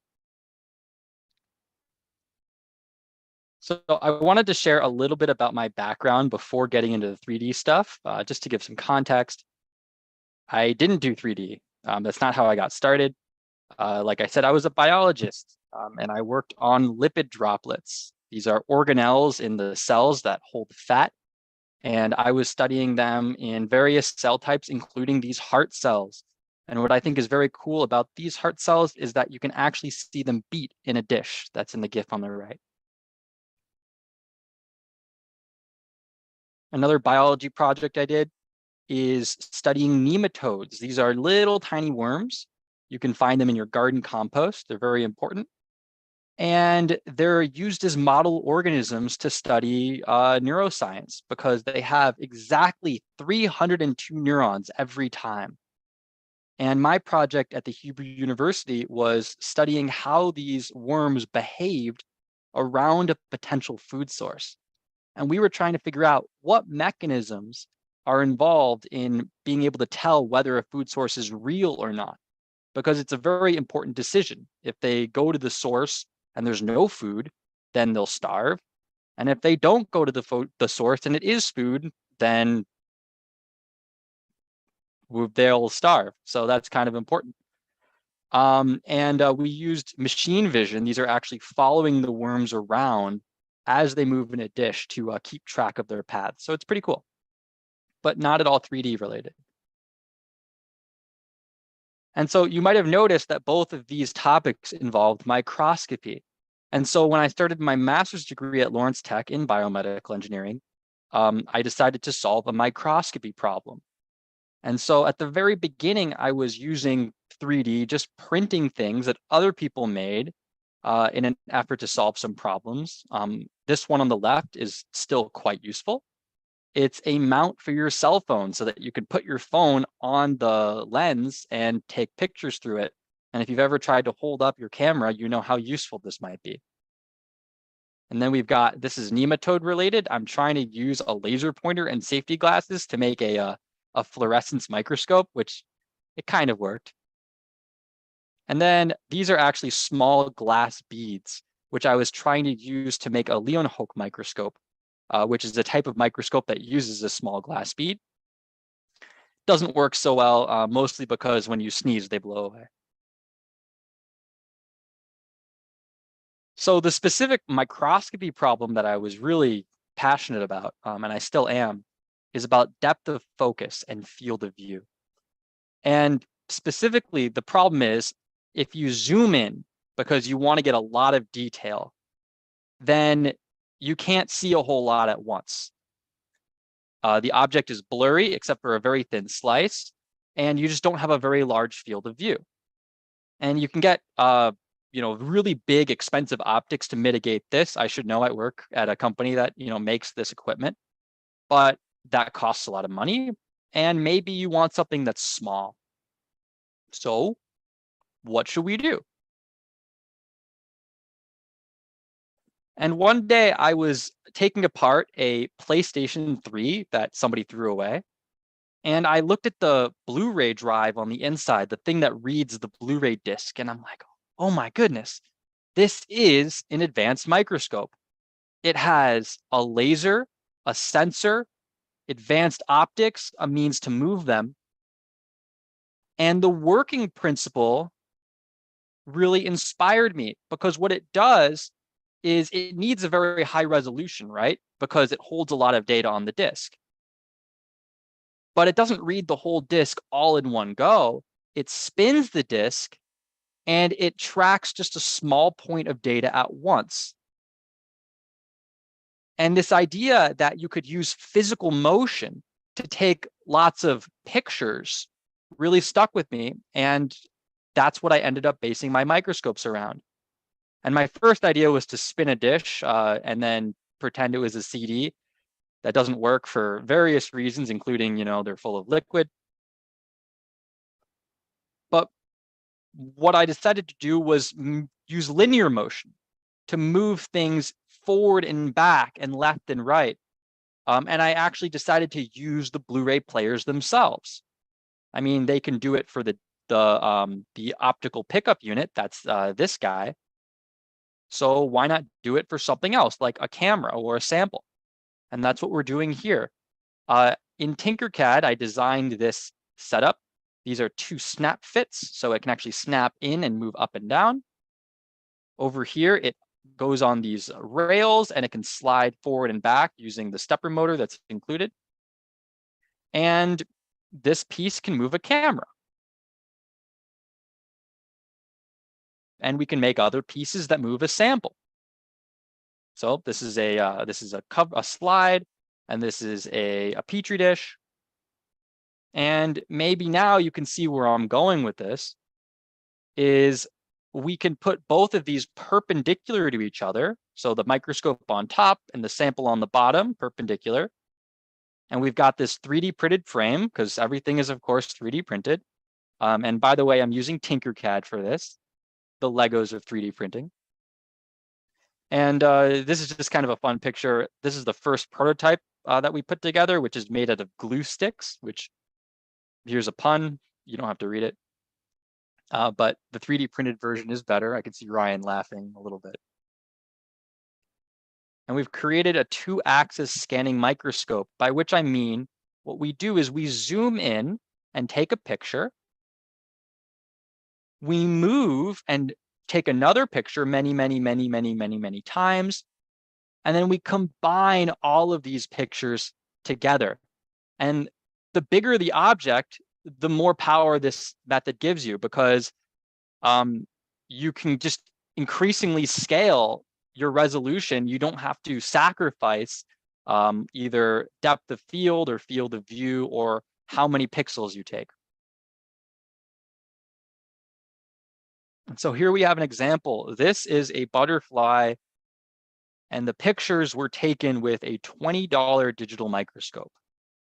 It's 0.3 megapixels, not 3, not 30, 0.3. And we just stuck it on there, and we take lots of pictures and we stitch them together, and we get these magnificent large images. And this is only a small piece of the image. If I blew it up, it fit on the wall. And we can see this vivid detail of these scales that really you can't see even with a conventional camera. The method of scanning by going really close up and getting that detail is really unparalleled.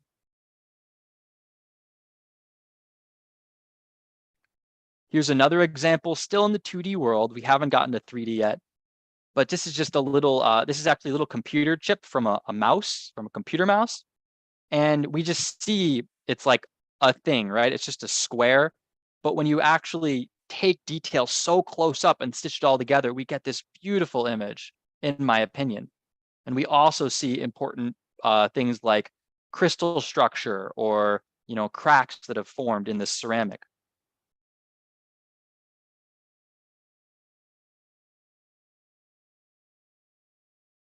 And just an aside, obviously things never went perfect. And here are a few examples of when the stitching goes wrong. So we've got, you know, some pennies and everything, something goes wrong with all of these. And I've shared this picture in the middle before on the internet, and people are like, that's funny, I've never seen that type of coin before.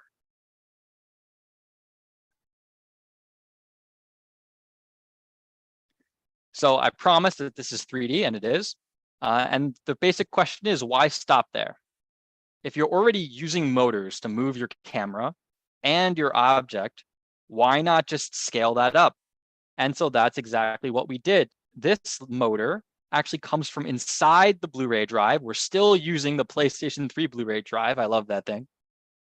And we're using it to move a sample up and down. It has a precision of 1 micron over 3 millimeters. That's plenty. This is just the build process. So like at the very top, I just tried to cram it in, and then I, you know, had to bolt it onto something, and then I decided to use the original assembly.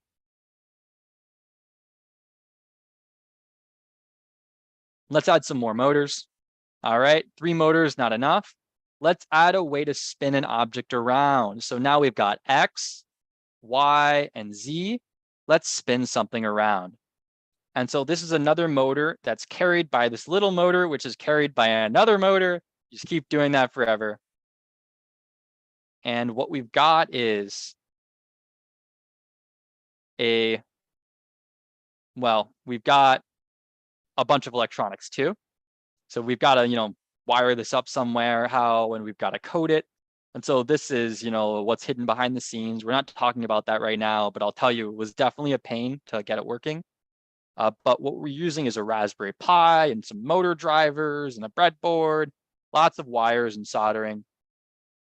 And then there's a Python interface. The whole program is pretty much written completely in Python.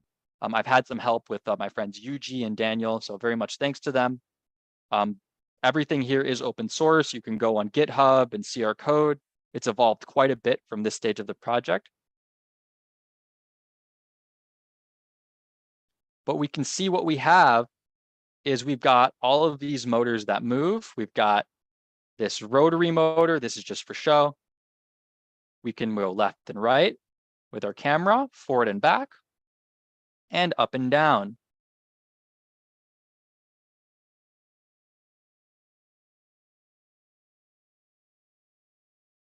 And here's the complete scanner. I called this Ladybug. Don't ask why we called it Ladybug, but the That's what we called it. And so we've got a complete scanner and a variant called platform. And how many 3D printed pieces do you see here? 1 and 2, 3, 4, 5. There's 5 pieces in the scanner. Blu-ray drives, a USB microscope, and 5 3D printed pieces to create this. It was an Instructables. We won a prize. Woohoo! Some t-shirts. We made a Kickstarter, which unfortunately did not succeed. So, follow your dreams. They might not work. And just to show this wasn't done overnight, this was a very long process. Here are some parts from this project. There's hundreds of them in here. Just lots and lots of prototyping and iteration. And what I'd recommend for anyone doing this is, first of all, just do it. Just start making something. Don't start planning and do that forever and then you get distracted. Start making it. You'll learn things as you do. And also focus on the details, the small functional parts of your design. We can see a handful of pieces here. Well, I'd rather make a handful of plastic than a mountain of it. So don't try to change too many things at once. Don't try to 3D print your whole assembly only for one little thing to be wrong. That's my recommendation. And so now I hope you're not afraid of these things, but we can see the power of all of our motors. Is what we're doing, we're taking the very limited field of view of our cheap USB microscope, and we're doing a 2D scan over the surface of our part, in this case, this little waspy boy. And then after that 2D scan, we're rotating the object just a little bit, and we just do that over and over. And this way we can get from our $20 0.3 megapixel USB microscope and our Blu-ray players, we can get a very high resolution, maybe 3D photography over our part.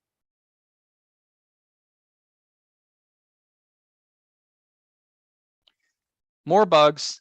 There's a reason, and the reason is that you can find them in swimming pools and they don't cost a lot of money. You can imagine that if somebody wants to make microscopes out of garbage, they're probably not going to spend lots of money on like this beautiful sample. They're just going to go outside and find some bugs in a pool.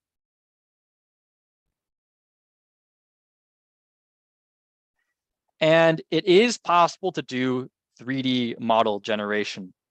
This guy is called Little Green. He's on my finger, and we can create a 3D model out of him. And if you're well versed in 3D scanning, you're probably saying, well, the texture is good, but the form is not. And I completely agree with you. This is what you get. The method we're using here is called photogrammetry. It's a very well-known method of 3D scanning, but it's not optimized for this, what we're doing here, because we're doing 2D stitching in between, and it tends to confuse the software. But you can absolutely turn these 3D photographs, these 3D scans into 3D models.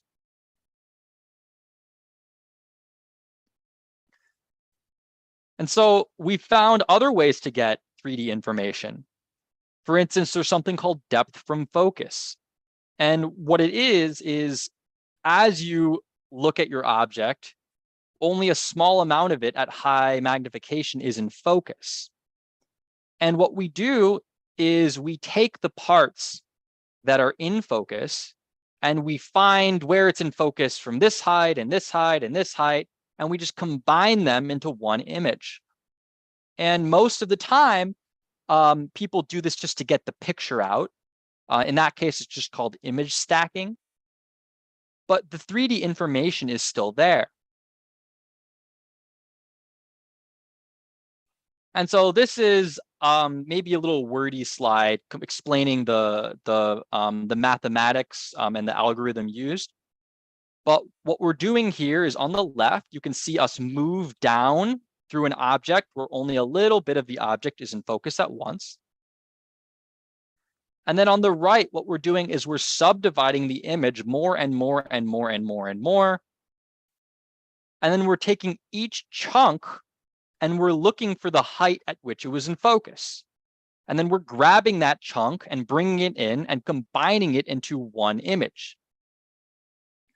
And then as you make the chunks smaller and smaller and smaller, it starts to look like one good in focus image.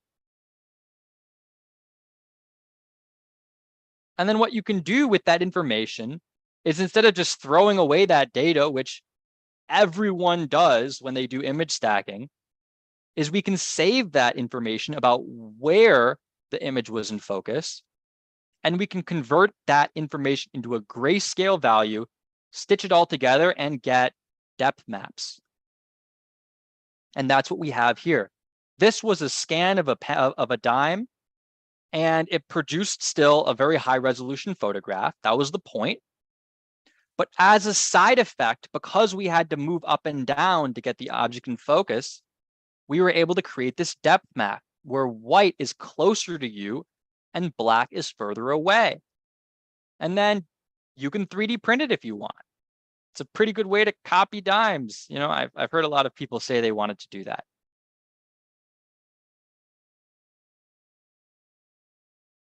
So like I said, this 3D info is for free.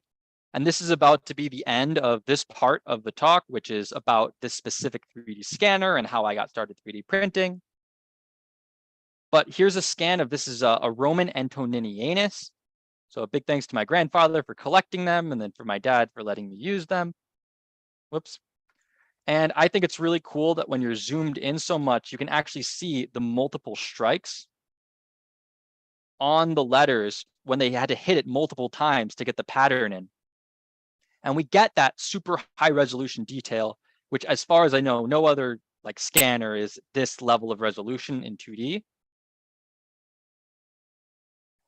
And then we can take that information, and here's another thing that I do. I do metal 3D printing. The method that I use is called bound metal deposition. I have done other talks on this. You can go to my Hackaday page called Bound Metal Deposition at Lab. And what we do is we 3D print plastic mixed with metal. So the plastic just carries the metal. And then in an oven, we burn out the plastic, and the metal sinters or sticks and shrinks together. And so that's this coin here. This is a flat coin. And then I 3D scanned it. I stretched it out to make it look more detailed. 3D printed it out of plastic mixed with metal, and then sintered it to get a solid metal coin. And this is one of my favorite things. And just a fun thing and a scientific goal I hope to achieve is to be able to take this information to scan the original coin and then scan the final coin, and then to see how it's blurred, right?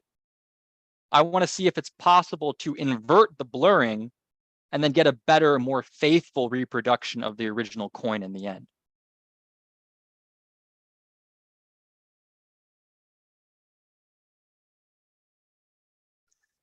So I really wish I had time to talk about all my 3D projects. I'm actually going, I think, a bit faster than I was expecting.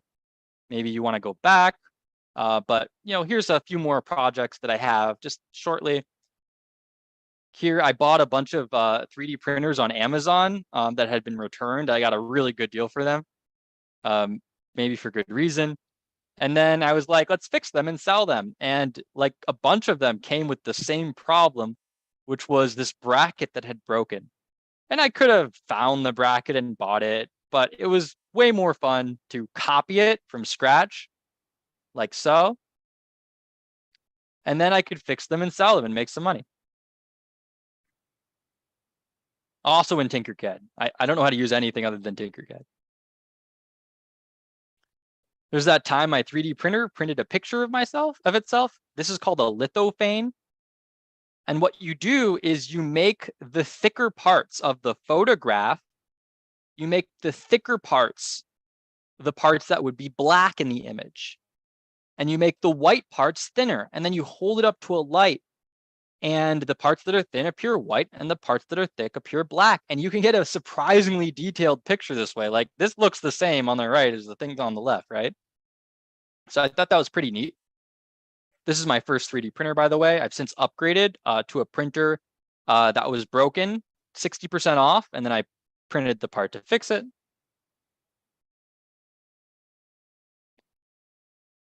I've 3D printed in toothpaste.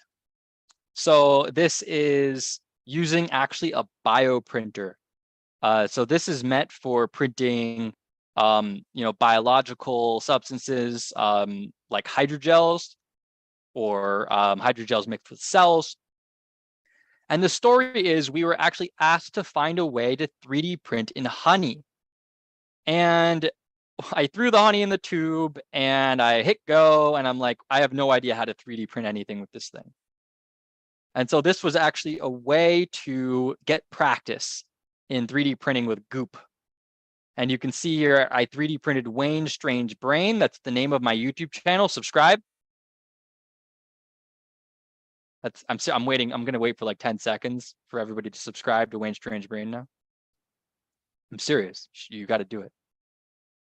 And I'll tell you, the hardest part of this project was finding flat toothbrushes like this. Like we really looked for a long time to find toothbrushes that were perfectly flat. That's Tian, by the way. He's a great guy. I went to a place called the Virtual Foundry in Wisconsin, and they make specialty printer filaments. They're the ones who made the filament to print metal like this. And while I was there, the founder, Bradley Woods, helped let me help him develop a new type of filament. And for the first time ever, it's now possible with a standard 3D printer to 3D print in glass. And so just to let you hear this, I hope people can hear this.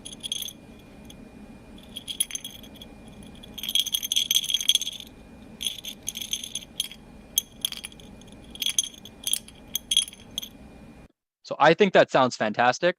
But yeah, this is pure glass. It's not transparent yet. I have some ideas on making it transparent. And we can see you can boil water in this thing. All right, that's water boiling in glass that was 3D printed with a conventional 3D printer. And I've also used the glass to make coffee. So this is probably my most popular project, which was funny because the actual video took like, 5 minutes. And, it got on Hackaday and they talked about it on the podcast. They called it the most pretentious way to make coffee, which I'm proud of. And what I did is I 3D printed a glass filter where the porosity was actually a feature of the print. So with this method, normally people say, oh, it's porous, that's a bad thing. I wanted to say, well, sometimes you might want a porous print. And so I put the glass in here, added some coffee and added suction. And I was able to make some actually not that bad 3D printed glass coffee, filtered coffee.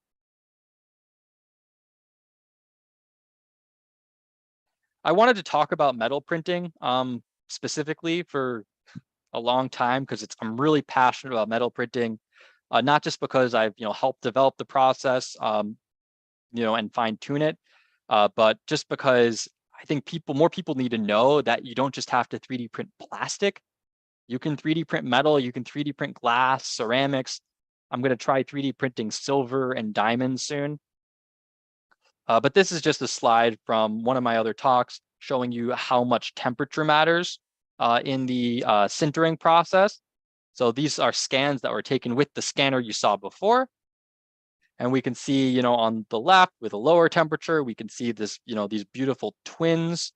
And then on the right, we have this much less regular structure. Basically, it's melted a little bit.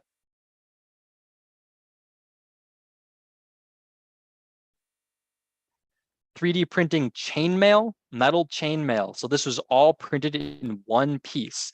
And I kind of wish now that I have more time than I thought, that I kept this, the video up here, because it shows you the whole process. But you 3D print it, you put it in a powder that supports it, you put it in the oven, you add carbon, you treat it with acid afterwards. But yeah, we can get structures that would never be possible with any other method other than 3D printing. You can't forge it like this. You can't cast it like this. You can't CNC mill this way. The only way to print this structure in one piece is with 3D printing.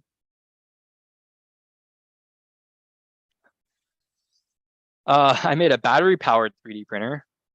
So here I am 3D printing in my underwear. Shield your eyes. We put little googly eyes on the printer because it's cute that way.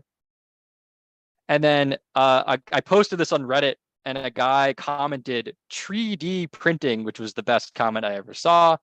And so yeah, this is 3D printing right now. Not like right now, but in this little GIF, it's in a tree. You don't need to connect it. It's battery powered. It lasts for a whole 47 minutes. And by the way, this 3D printer was $72, and I'm just sharing that because some people, I showed it to them and they're like, how much was it? Oh, $10,000. No, it was cheaper than that. And then my current project, which has been sponsored by the Michigan Environment, Great Lakes and Energy Department, is to recycle plastics like post-consumer waste, like let's say plastic bottles or previous 3D prints into 3D printer filament. So that's what Ryan alluded to. We're still working on that. We haven't gotten it quite settled yet. I'm going on a business trip next week, and I'm going to bring a 700-pound granulator back with me in my Ford Focus. Not really in my Ford Focus, though I'm going to freight it. And yeah, we're going to use this to 3D print to make new filament for 3D printing. And so I'm just about out of time. So I'm going to now talk about my last topic, which is what I'm doing right now. And so everything you saw so far was done dirt cheap with whatever I could scrounge up, with whatever resources I could find, with whatever help I could get. But now I'm a big boy and I have a real job, and I work for a super old German optics company called Zeiss. They make the best microscopes, telescopes, and measuring equipment in the world, in my opinion. And my job is I work in CT, or computed tomography metrology services. I measure things for other people, and I use computed tomography. And computed tomography, X-ray CT, is another method of 3D scanning, just like we saw before. And it's the same as a CAT scan. If you've ever been to the doctor, gotten a CAT scan, it's the same thing. The only difference is we don't spin people. They don't like that. So we normally rotate the detector and the X-ray source. But here in industrial CT, we have an X-ray source. We have a sample and a turntable. It spins around. And then we've got a detector.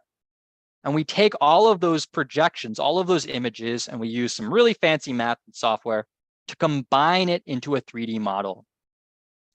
And you're wondering, well, what's the difference than the previous 3D scans? Well, one disadvantage is that there's no color.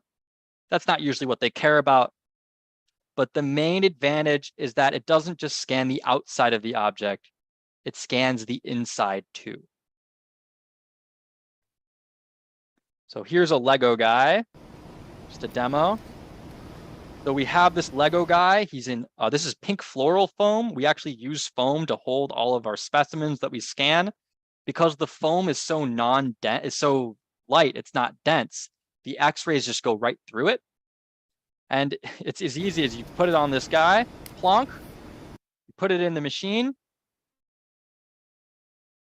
get your settings ready, and it spins around and takes lots of pictures. That's what's happening right now. Oh. Zoom in, zoom in, zoom in. I don't know what my colleague is saying, take that Denmark. But I'm going zoom in, zoom in, zoom in, because we 3D scan the object and you can see slices of it and the 3D view. And we have that in our next slide. Whoops.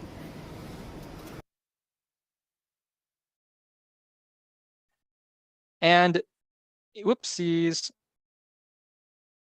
In addition to the outside of the object, we can see on the right, we have this outside of our Lego guy. but we can also look inside and we can see inside, and we can distinguish between density because X-rays are attenuated by physical matter. So the more dense the part is, the more X-rays it'll block, and we can visualize that. So on the left, we have a golf ball, and we can see that it's actually got two main layers. We've got the outer part and a dense inner core. And then we've got this Lego guy, and the arms are a different density than the rest of him. And you might be like, well, why would they do that? What's the point? And my guess, and this is just a guess, is that it's because the arms snap in to the rest of him.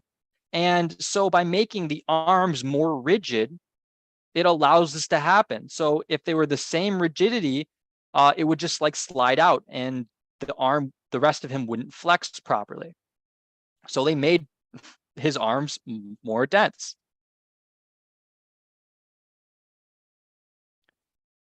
And I'm just giving you a teaser of some of the things we do in industrial CT. I'm not showing you any industrial parts, but this is something you might do if you're interested in like a casting. You might look for holes in the cast. And so what we're doing here is this is a snail shell. So we get the scan of the snail shell. As soon as this GIF repeats right there, we've got the 3D view on the right of the snail shell. It's awesome. It's great. And then we can also visualize where the holes in the shell are. So I said the snail's osteoporosis, but we can see, oh, in this part of the shell, there's a gap. And the same general deal with just, bones with this turtle shell. A big thanks to a friend named Green for giving me this turtle shell. And we get not just the outside of the shell, but we can look in and we can see the holes and the pores and the plates and where they're stitched together. A turtle shell is just a series of bones, and we can see exactly where all of those bones are stitched together. And I think that's amazing.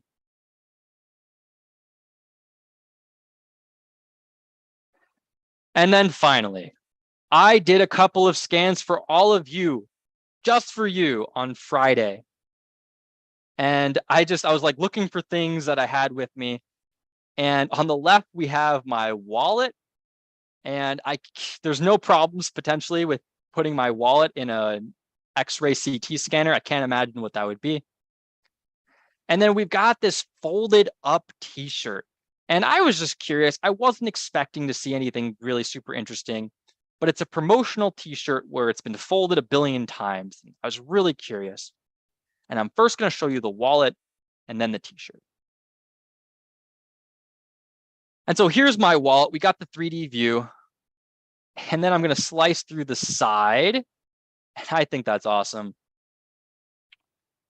And then you can see my credit cards. And that's why I can't show you this whole scan, because you can read my credit cards. And I wasn't expecting that to happen. I don't know what I was expecting to happen. I just threw it in there. But yeah, I can't show you the whole scan here because it's just like clear as day. It's just like, boom, there are the numbers. And I don't know who's on here. Not sure if I can trust Ryan or not. But yeah, you can read my credit cards. Maybe I'll do it another time, but I'll use somebody else's credit cards.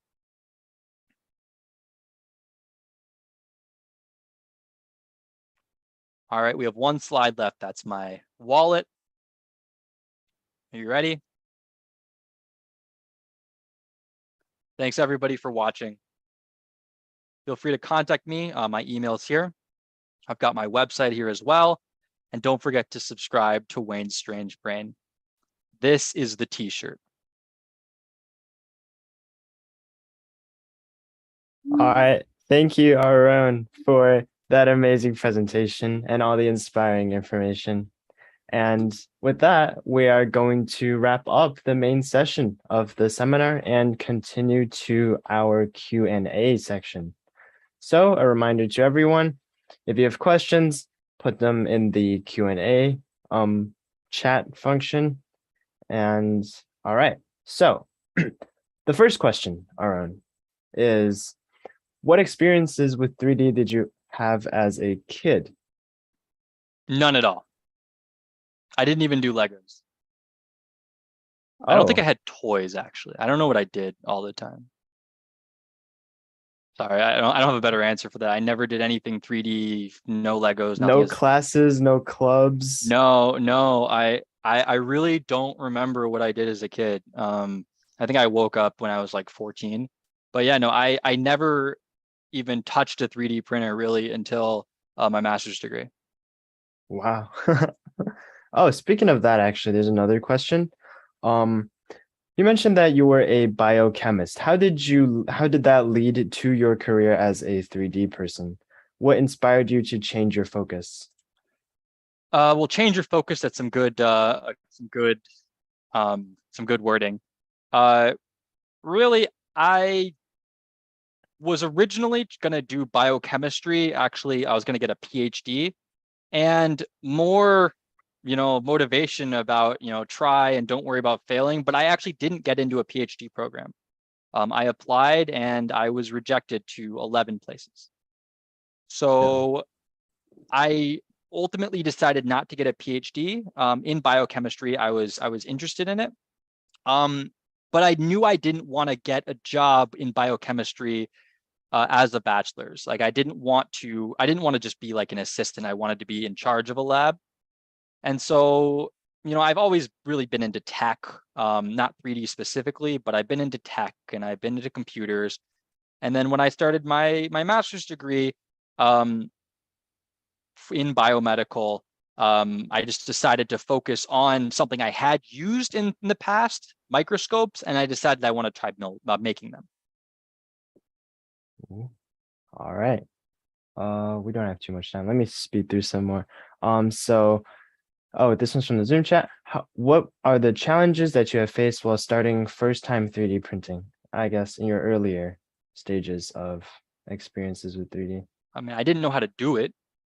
So you kind of imagine something in your head and then you're like, I'm going to design this thing. And then you're like, how do I make this out of cylinders and cubes?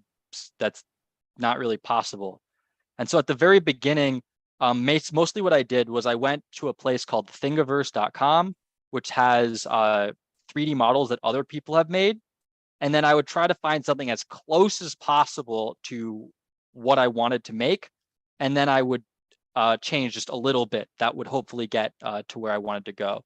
And we can actually see that way back here is this on the right is actually a sample slide holder and a thing that attaches to a disk drive, and I just combine them together. Whereas on the left, here's an example of something that I designed from scratch. And you can see because it's designed from scratch, it's just cylinders and circles and squares and cubes. But the design is also a lot more clean. All right. Speaking of designing from scratch, okay. What are some advice or some potential softwares that you would recommend for designers and people who want to start in 3D design?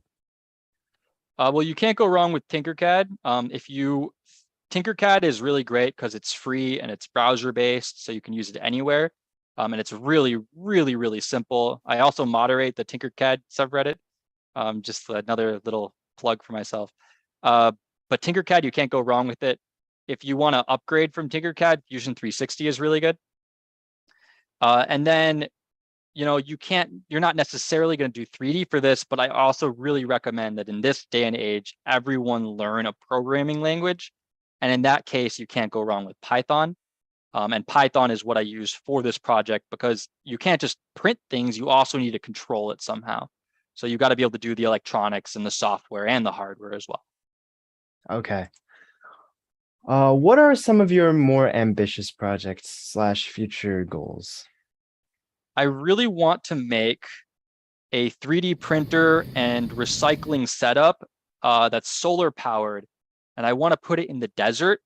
And I want to have like a conveyor belt where it like 3D prints the Eiffel Tower or something, and it goes directly into the recycling machine and it makes more filament.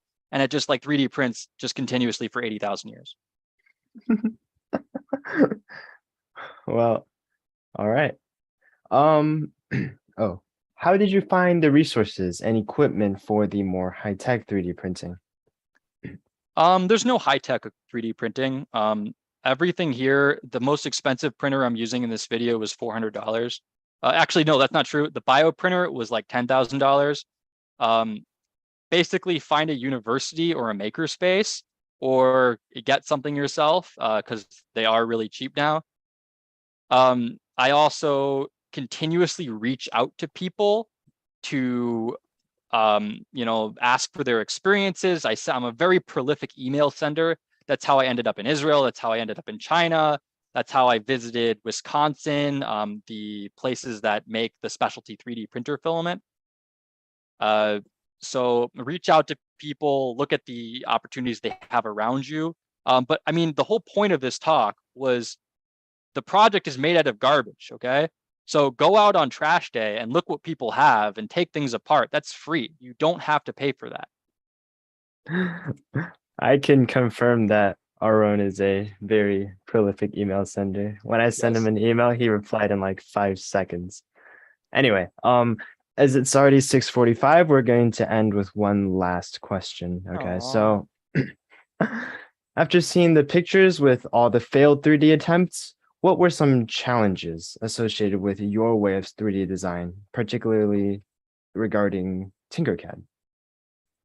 Yeah, so that's actually a really good question. Tinkercad is not meant for complex shapes or for parametric designs. It's meant for kids. That doesn't mean you can't do serious engineering with it. You can, but it's not meant for if you need some complex curve or for doing finite element analysis or heat modeling or anything like that. So that's a challenge, and I just kind of do my best to work around that. It's usually not honestly an issue. The vast majority of the things I want to make are just made out of simple shapes, and in fact, I think that encourages you to have good design principles. You don't have to focus on the flourish. You focus on the most essential aspects of the invention. But yeah, it's just it's like any other skill. You have to put in the time, you have to try over and over. And then as I've gotten better, I've needed less and less iterations to prototype. Whereas this piece, when I started, it might have taken me a dozen or 2 dozen tries. I think if I started now, I could have done it in like 3 or 4. So yeah. I'm gonna just put the t-shirt back on because I thought that was so cool. T-shirt. All right.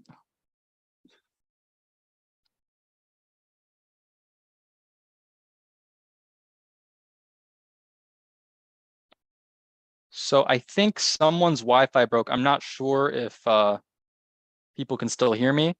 But yeah, I'm happy to answer any more questions. If someone wants to put it in the chat, I'll take a look at it. I'm not sure if there's a host going on or anything.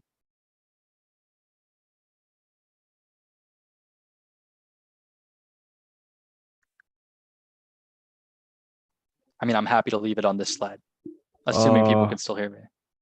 Wow, I guess I was the one who lost power instead today, huh?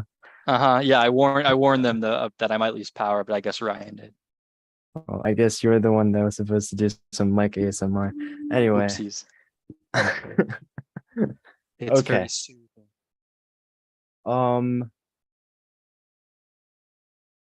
I think, it's 6:48. Then I think that might be all we have time for today. Thank you so much to Aaron, and applaud him. I know he can't hear you, but let's Just give clap him one really more loud. round of applause. Yeah, clap really loud. And thank you, Aaron, for providing us with all this insightful information.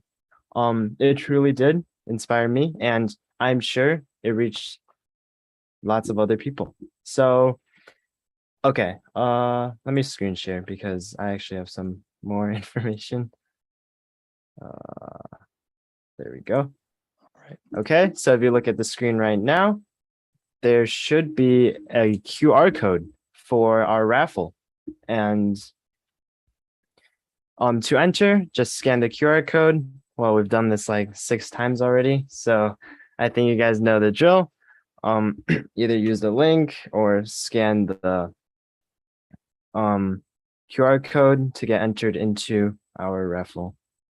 I'll give you guys until 6:51.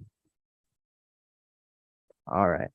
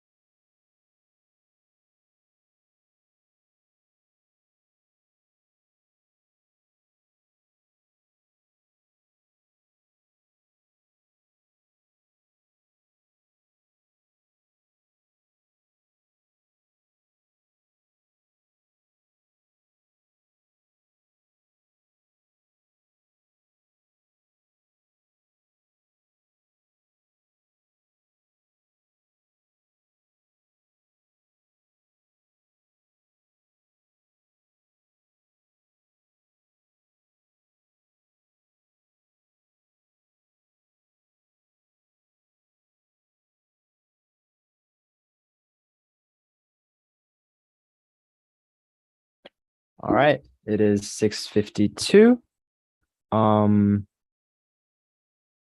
Well, let's have Aaron pick the winner. So Aaron just replied to me in direct messages. I forgot I was supposed to do that. One sec.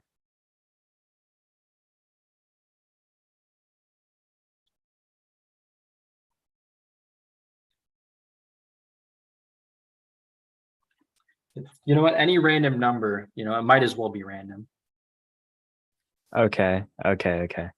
Well, we have our winner selected, and so that concludes our seminar. Thank you, everyone, and let's give our thanks to Aaron Wayne one last time. All right. Next up at 7 p.m. will be the closing ceremony and keynote speaker, Brandon Van Sickle. So definitely make sure to stick around for that. Thank you.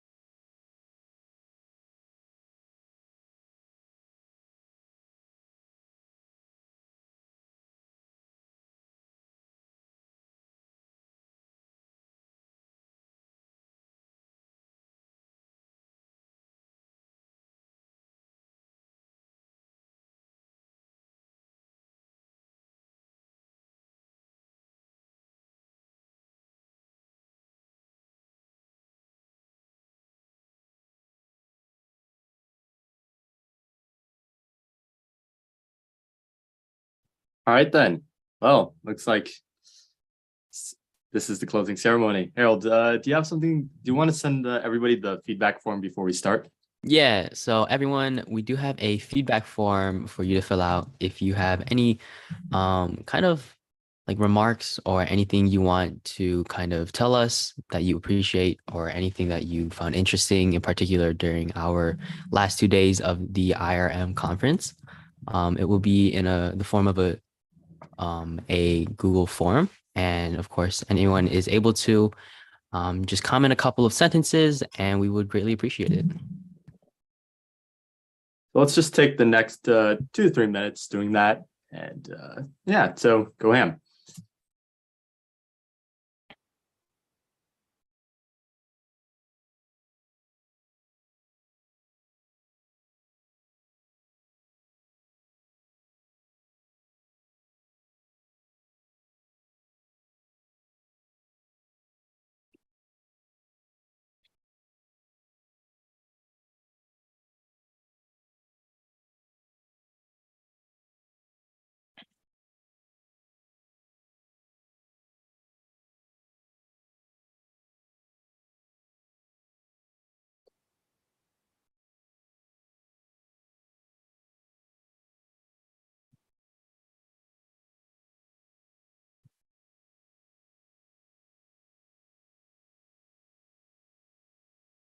All right, well, it's been a couple of minutes, maybe like 1 minute. We'll let everyone fill it out as we are continuing on with our closing ceremony as well. But Troy, why don't you get us started for the last and final hour of our IRM conference?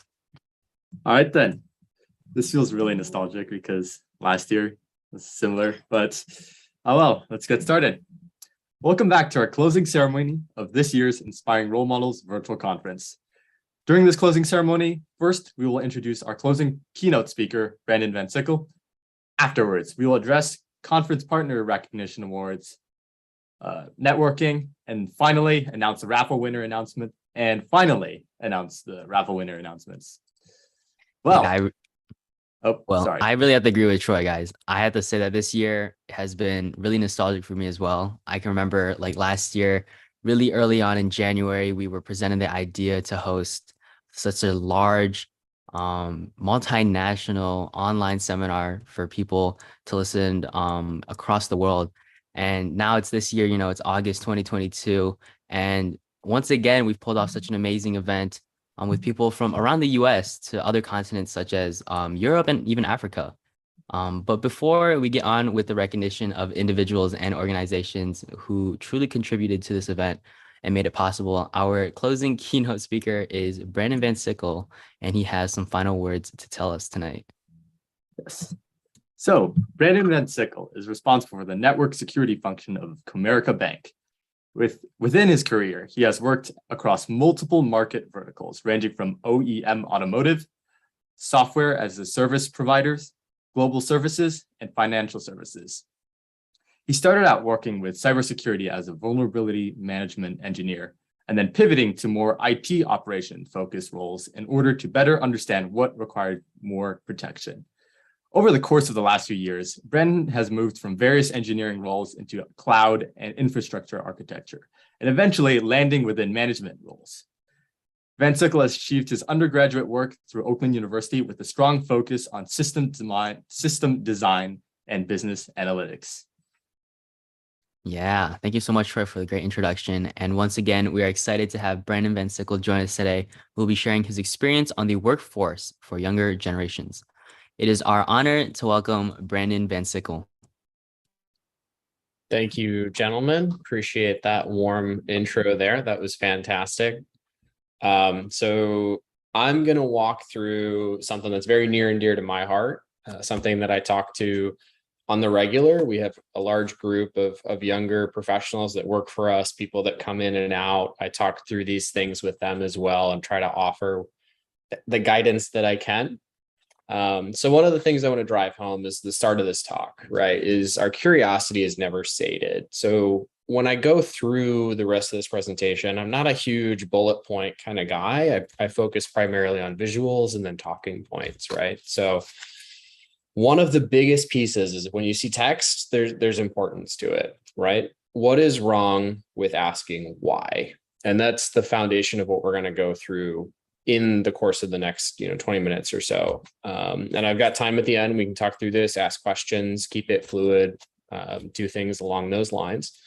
So one of the things I want to kind of start with, the first big principle is the idea of stupid questions, right? We've all kind of lived through this era of the cliched phrase, there are no stupid questions. And there can be, in the wrong place at the wrong time. But in general, there really is no such thing as a stupid question. I write this number on the screen, 1994, for a reason. The biggest one being that's the year I was born. The reason I put that there is not to tell you how old I am. It's to make sure that, I can talk to the fact that it really wasn't that long ago that I was getting started in my own career, and I wish somebody had told me some of these things going forward, right? So for me, it wasn't that long ago that I was in college trying to figure everything out. What did I want to do? Where did I want to go? Did I want to move? Did I want to stay at home? What was my degree? What did I want to pursue as a passion? And then it ended up where what I thought was going to be a relatively straight line for myself ended up being very bumpy and zigzag all over the place. So I started off thinking I was going to go into political science, had, AP classes all the way through high school, did pretty well in the ACT, got into a couple of different universities, settled on Wayne State. I attended the Honors College for 2 years, thought that was the greatest thing. Pivoted to supply chain because someone told me there was going to be a lot of money in that one day. And, to his credit, the guy was right. If you guys have been paying attention to the last couple of years, right? But I got 2 classes into my supply chain courses and went, this sucks for me, right? Not that this is bad for people that are passionate. This is just for me. This is not my thing. And the reason it wasn't my thing was mostly because of the fact that it was discrete mathematics, like an applied mathematics. And that's not really my shtick, right? So what I learned at that time was to start asking the questions of what am I good at? What do I enjoy? At the time, it was 2 years into college. I was hanging out with my friends. We played video games all the time, right? I was the one that built their computers. And one of them said, well, why don't you just do that, right? Like, that's what you're good at. It's what you like. And then I had to ask that question of myself, which I thought was stupid, was, should I be doing this? right? Do I want to be in IT? Do I want to make that a career? Is that something that I think is worth my time? And I had that conversation with both my parents, and they kind of told me, well, that's kind of stupid of you to ask that, isn't it? It's something you enjoy. Why not chase it down? So that's why I wanted to start here with that idea that questioning yourself is totally okay. There's nothing wrong with that. And as you continue to find the things you're passionate about, always ask yourself, am I preventing my own growth by not chasing down what I enjoy, right? And as we kind of go into that, that's where we get into the idea of imposter syndrome. And I know this term kind of goes in and out of vogue, and sometimes people use it on the news and some people use it on Reddit, and somehow it bleeds into TikTok and Instagram. And you're like, well, okay, sure, right? By definition, imposter syndrome is something that is a psychological effect, right? Something that we all experience, whether it's in our professional careers or our personal lives. And it really comes down to the fact that we don't necessarily believe that what we know or where we're at is something that we earned. And that's why I have that Venn diagram in the bottom, right? I want to talk through that for a couple of minutes because I've had a number of my own experiences, and I have younger professionals that work for me that have the same question. And the question is, what is needed for me to succeed? Right. And that's the core question that keeps coming up is, where do I need to know? Where do I need to be? What things do I need to talk to and be intelligent on in order for you to go, this person should work here or should succeed in this area? Right. And the question is more along the lines of, what do you think you need to chase those passions that you have? So there's that comparison between what you think you need to know when you read a job description or you work, at an internship and people ask you questions and you panic and you're like, oh, I have no idea. Right. And there's nothing wrong with that. That's what you have to battle and get through, is because on the right side, it's what's really expected. And in general, the expectation is you don't know. And there's nothing wrong with that, because the value that you bring as a new mind to an organization is the question of why, right? Being curious, understanding, asking why we do something, how we do something, why have we done it that way, right? However you want to phrase it, whatever the instance is, the biggest part of it comes down to, I bring interns in personally, not because it gives them a great experience, because, experience is experience. You're going to get that wherever you go. I force the conversations with my professionals to interact with the interns, that younger generation, that curious generation, to say, they're going to ask you why. You now have to answer, right? And if the answer is, well, I don't know why we do it that way, then should we be doing it that way, right? And that's something that only you can bring with you. The people that have done that thing for 10, 15 years, right? That's changed. It's done and gone. As Aaron's presentation showed, like what we're doing with 3D and material science is totally different today than it was 10 years ago. So if you ask somebody from, Zeiss 10 years ago, hey, what did you do here and here and here and here? And Aaron brings up that question of, oh, I don't, why do you do that? And his coworker goes, we don't know, right? That's that foundation of, now everyone's an imposter, right? We're battling through that together. We're getting through that because we're getting to a point where we're getting to the right question.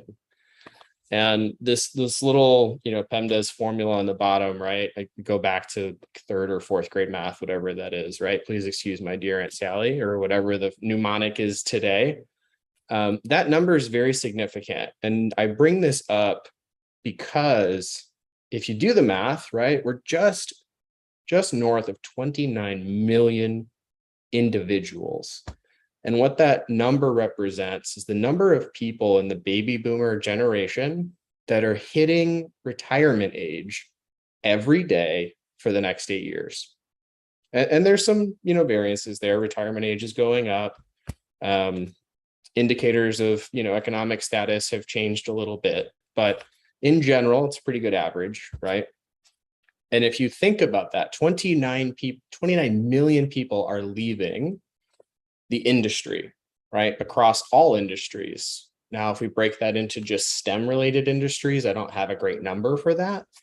But we can take some, high level assumptions and go along the lines of, that's a lot of people either way, right? That are leaving the industry and making way for you guys, the new minds, the curious minds, the questioning minds.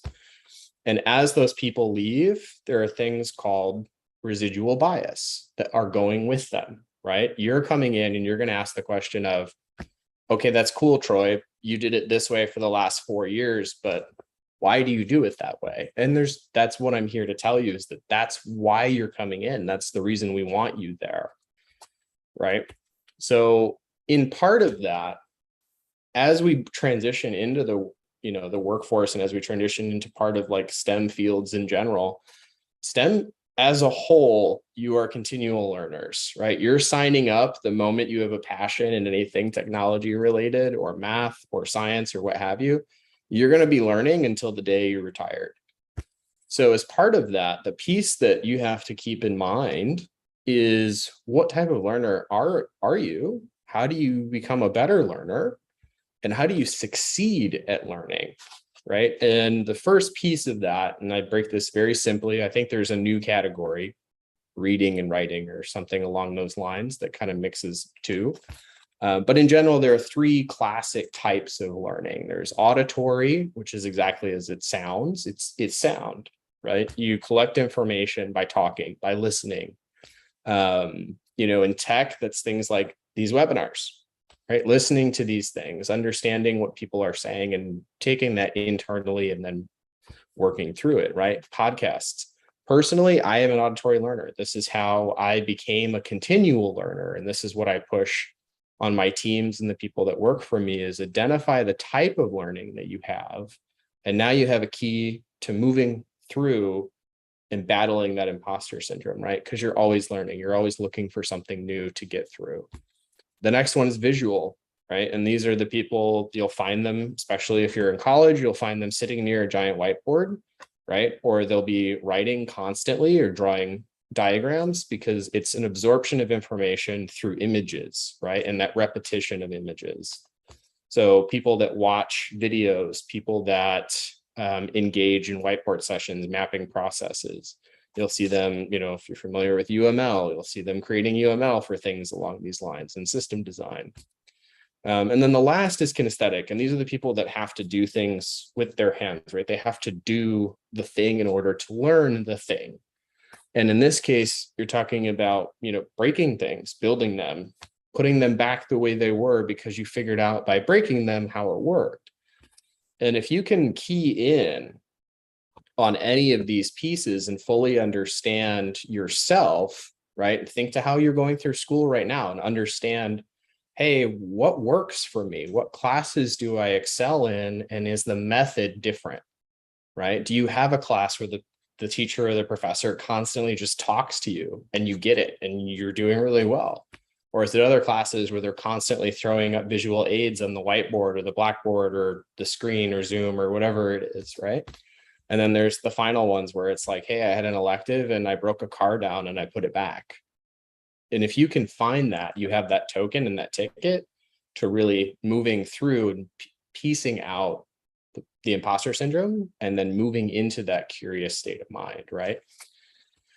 So as we develop those continual learning skills, we move into what, and this is an agile concept in project management called T-shaped skills, right? And T-shaped skills are very interesting. I love them. I talk about them all the time with my teams. They're on their professional development. They understand, like, this is the growth pattern I'm looking from them. And the idea is that you, as you're going through school, right? Or if you're not going through school and you're self-learning and you're super passionate about something, you're building what is called a core competency, something that you are really, really good at, right? And as you build that out, that becomes your base. It becomes the thing that you're building off of in order to provide value to either the greater community, the scientific community, academia, the companies that you work for, right? Yourself, if you're an entrepreneur and you want to build something. And as you work on that core competency, you continue to become more of a subject matter expert and things become easier and they're quicker to understand. What happens is if you want to really accelerate where you're going and what you're doing, you look for things that are T-shaped. So you increase the breadth of the thing that you're learning, right? You take that core competency and you move it across to other things, right? So technology is a very easy one, and I can talk to that. If you look at this visual, we have the core competency, and that's pick a tech, right? Pick storage, networking, servers, cloud, development, whatever it is, pick a core competency. And then to the left, right, you have business knowledge, understanding how a business works, how accounting happens, how financial measures are created, how HR paperwork is done. And on the right, you have tech that might not necessarily be what you do every day, but stuff that helps you be better at what it is that you do. So a couple of quick examples, right? If you look at the average salary for an MBA in the United States, it's about 138 grand.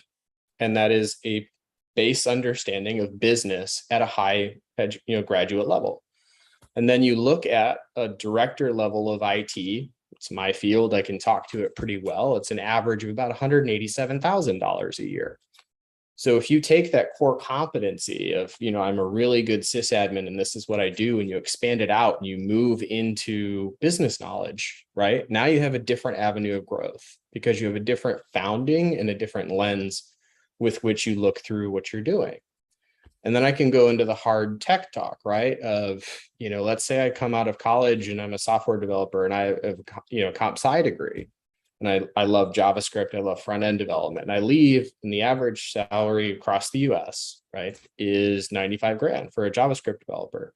Now, it's not necessarily like right out of school, but just average salary, right? And then you look at somebody that takes that and goes, okay, well, now I'm going to understand the back end because I have things, I want the queries to go faster. I want the databases to perform better.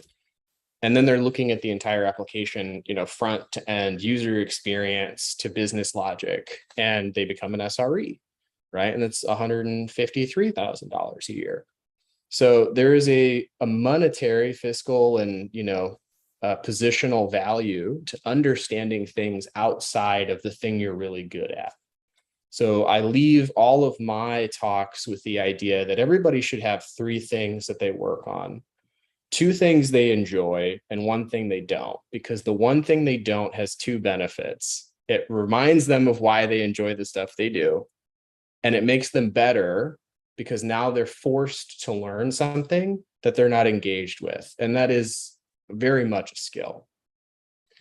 So with that, right, I want to talk about, first off, thank you guys for being here. Thank you for understanding this is important, right? And that this is your futures.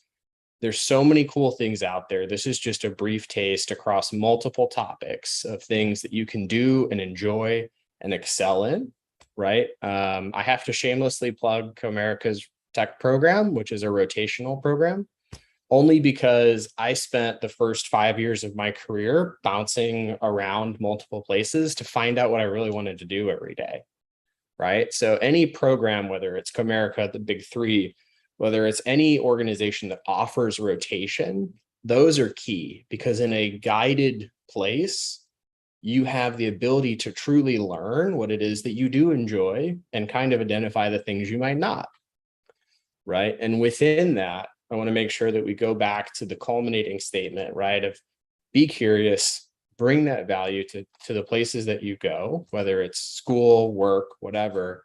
Ask why, challenge the status quo, learn, go through that cycle of learning, asking questions, doing, finding new questions, finding new things to learn, right? And just rotate through that cycle.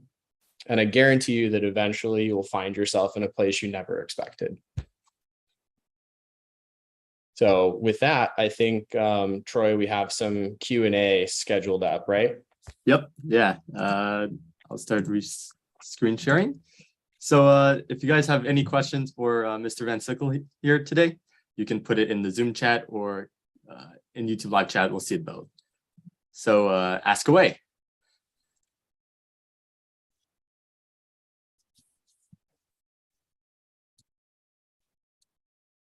So while we're waiting for Q&A questions to fill up our chat, Brandon, I do have a question of my own. Sure. This is actually a fun question. I know some people, I am also someone who has built my own computer in the past. I also really enjoy it.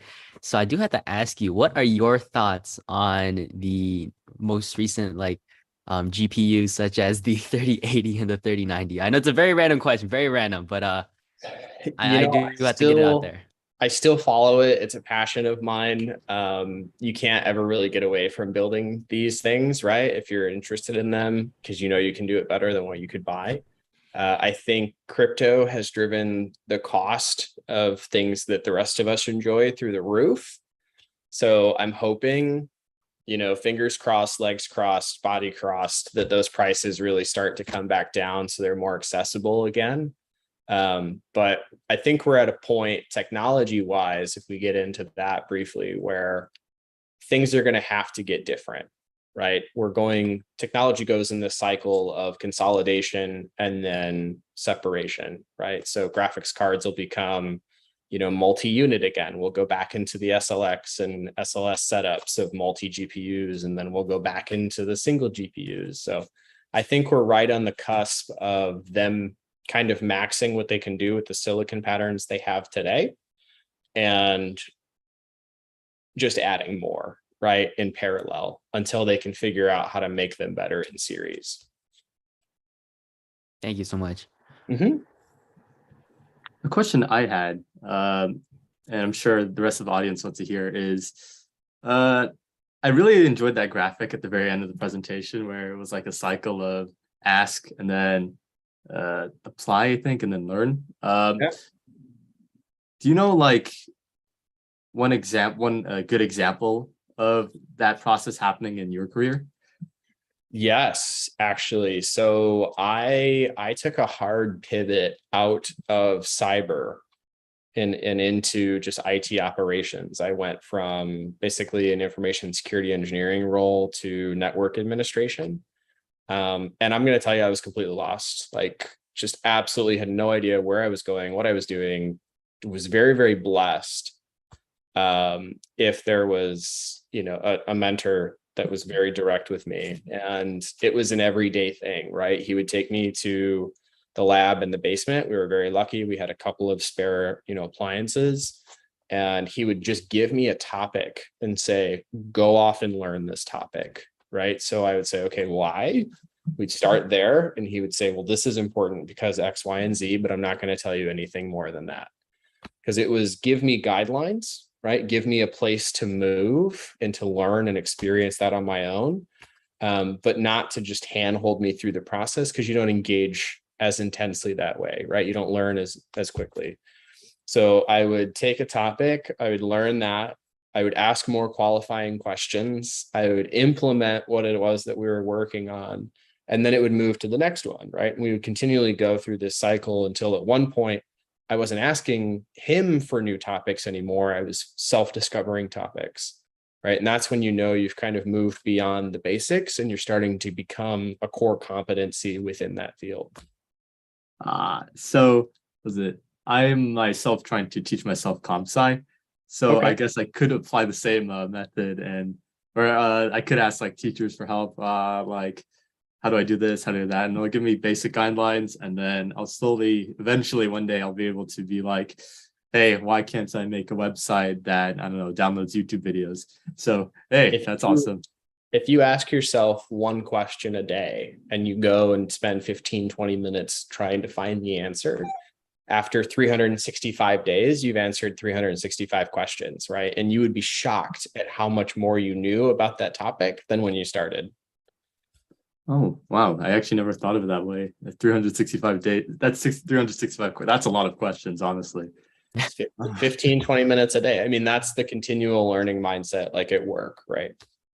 I see. All right. I think me and Harold will both take that into our future careers once we get there. We're still seniors, and we're going to be seniors in high school. I mean, you still can apply in there, though. You guys got time. You got plenty of time. It's going to be, and it's fun, right? Because that's in college, that's where you're really going to challenge your professors and say, yeah, but why am I learning this? Right. I guarantee you a few of them will have really quick answers as to why. And a few of them will sit there and pause and go, I don't know. It's in my curriculum. right? And then you can work through that with them. You'd be surprised. A lot of them want you to take value away from the class or take away from the lesson. And they're willing to tailor the experience a little bit so that you guys get out of it what you should. Thanks. Amazing. Yeah. We do have a question in our Zoom Q&A asking about what types of potential projects can like people in general do that are related to cybersecurity. Yeah, so I love this question. In big corporate world, we tell everybody that they all work for security. It's everybody's responsibility, right? But a couple of things you can do specific to cyber is actually probably more simple than you think. Understanding what the HTTPS protocol is, right, is a good first example. So if you think about how you type into a website and you see the like green lock on the left, right, in the URL bar, or you see the 4-5 letters, right, HTTPS://. Understanding what that is a great start to understanding how you get into discussing what security and privacy is really about. For formal security, there's a lot of different avenues. I mean, I could make a whole presentation just on like getting into cyber. But you have to know, and I truly didn't understand this until I did it myself. You have to really have a foundation for technology in general and how it's applied before you can pivot into understanding how to protect it. Awesome. Yep.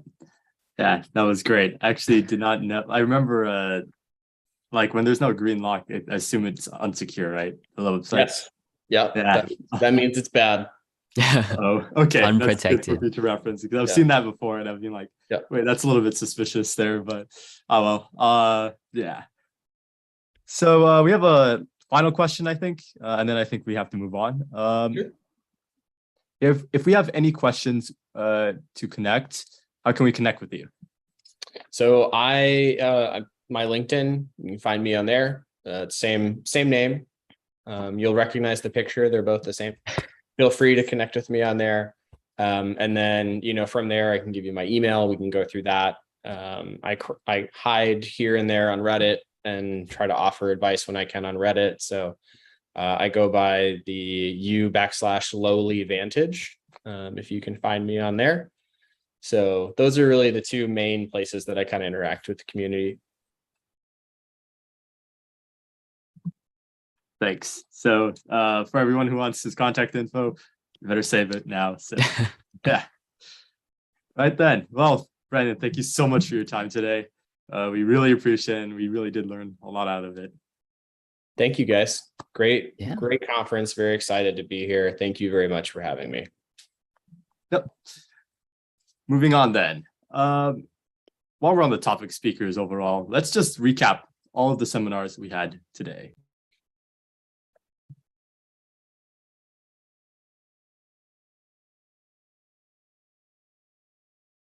I muted unintentionally. Oops. So our first seminar began at 4 p.m. EDT yesterday with Stephanie Wong talking about creating positive change through science. Stephanie went through in detail on the specifics of doing research in the first part of her presentation. And the second part of her presentation, she moved on to the next step, advocacy. I think it's crucial that research should I think it's crucial that research should be researched and that we should apply research through advocacy. Right on, Troy.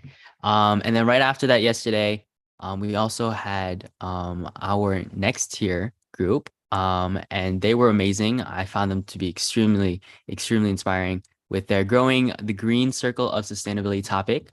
They introduced the 4-3-2-1 generational green team, as in like the 40s, 30s, 20s, and of course the teens in age, addressing a few of the unsustainable goals, while also including much information on climate change and how we can work towards a greener future.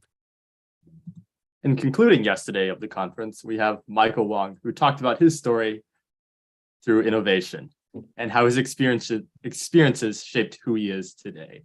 Some of those stories included meeting with students at Stanford University, which inspired him to create his own business, creating that business itself, working at Microsoft to gain management skills, and my favorite, him getting sued. Yeah, I have to agree. I loved his story about getting sued as well. But starting off for today, we had Julia Davis at 4 p.m. EDT, who introduced the 3 keys to transformational leadership. These 3 keys were curiosity and learning, adaptability, as well as having a clear mission. Julia also helped answer numerous questions on leadership and situations a leader could potentially be in. As a co-president of the Youth Leadership Committee, I could completely relate to many of her points. And I could relate too. And then right after Julia, at 5 p.m. EDT, we had Sarah Alonso Vega, who gave her talk, Why Choose, Do Everything, and introduced the ultimate Barbara Millicent Roberts, or Barbie approach. Using this approach, she's helped answer the question of what do I choose for my career, as well as introducing the 3 E's of success: explore, engage, and encourage. I think, honestly, initially at the opening ceremony, I was really confused about what I want to do in the future, but I think I'm going to be a curiosity expert myself. Right on. And to conclude today at 6 p.m., our final guest speaker was Aaron Wayne, and he dove deep into the world of 3D printing, showing us some incredible applications of 3D printing and comparing affordable 3D printing equipment to some $1 million equipment for research. Overall, his presentation was very impressive with all of his 3D products. And once again, to all of our speakers this year, thank you so much for the talking time and taking just all that time out of your schedule to inspire all of us, me and Troy and everyone here at this event. To show our gratitude, let's all type thank you in the Zoom, YouTube, 小儿童, or whatever streaming service you are on right now.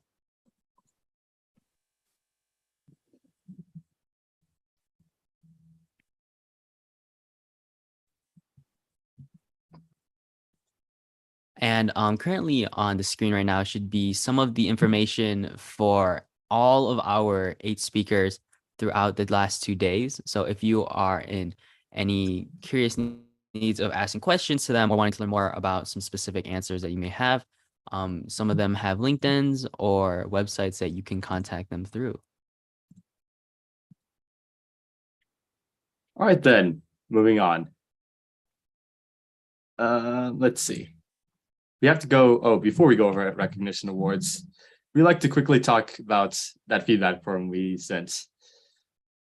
And I think the question was, what have you been inspired this year in Inspiring Role Models Virtual Conference? And before we get to all the responses, Harold, I'd like to ask you this question. What inspired you this year? I think this year, what really, really inspired me was right off the bat with the first speaker. I mean, Christine Pankow started off perfectly. And I think one of the most important parts that she talked about was her story at the end, which actually wasn't even part of her original presentation. She answered a question about how to learn from like a big portion or something that happened in her life. And she described how she went through a car crash and how she was able to survive and, you know, kind of take her experience and kind of understand that she was at a point in her life where her life was at danger, but she didn't hesitate to continue growing and become someone who's extremely successful. And I found that to be extremely, extremely inspirational. But enough about me, Troy. What did you find to be inspiring or something that you learned this year? I figured you'd say that. Well, I have quite a few points, actually. First, well, as Harold mentioned, Christine's note on failure, her story was really, really inspiring, especially that car crash. And also how failure shouldn't hold you back, but we should use it for success. That really, really, really did resonate with me. After that, I think Julia David made a really, really good point on leadership. About leadership isn't just like about curiosity, about charisma or just speaking or good team management skills. It's also about curiosity and learning. It's really important. A lot of times as leaders, we screw up. It's important we get constructive criticism, and also just to learn. We all got to keep learning more and more tips to make ourselves better leaders. And after that, this is less of, I'd say this is inspirational, as in really how technology can change our world today, is Aaron's presentation on all the 3D projects. That was very impressive. All of the stuff he's done, and the fact that you can use you can get 3D equipment and print all the stuff for, let's say, roughly, not the 3D printer, but all the materials for about like $50, and still do the same things as equipment worth like millions of dollars. And that's just on another level of impressive. And my last point would be Sarah Alonso Vega's point on curiosity. As I mentioned earlier, I wasn't really sure of what I was going to do in college, what I'm hoping to do as a career, but I think I will apply the Barbara Millicent Roberts approach, the ultimate method. I think I will try as much as I can in college. I think, and even past college, I think I will try different avenues of anything, really. So that's what I think about.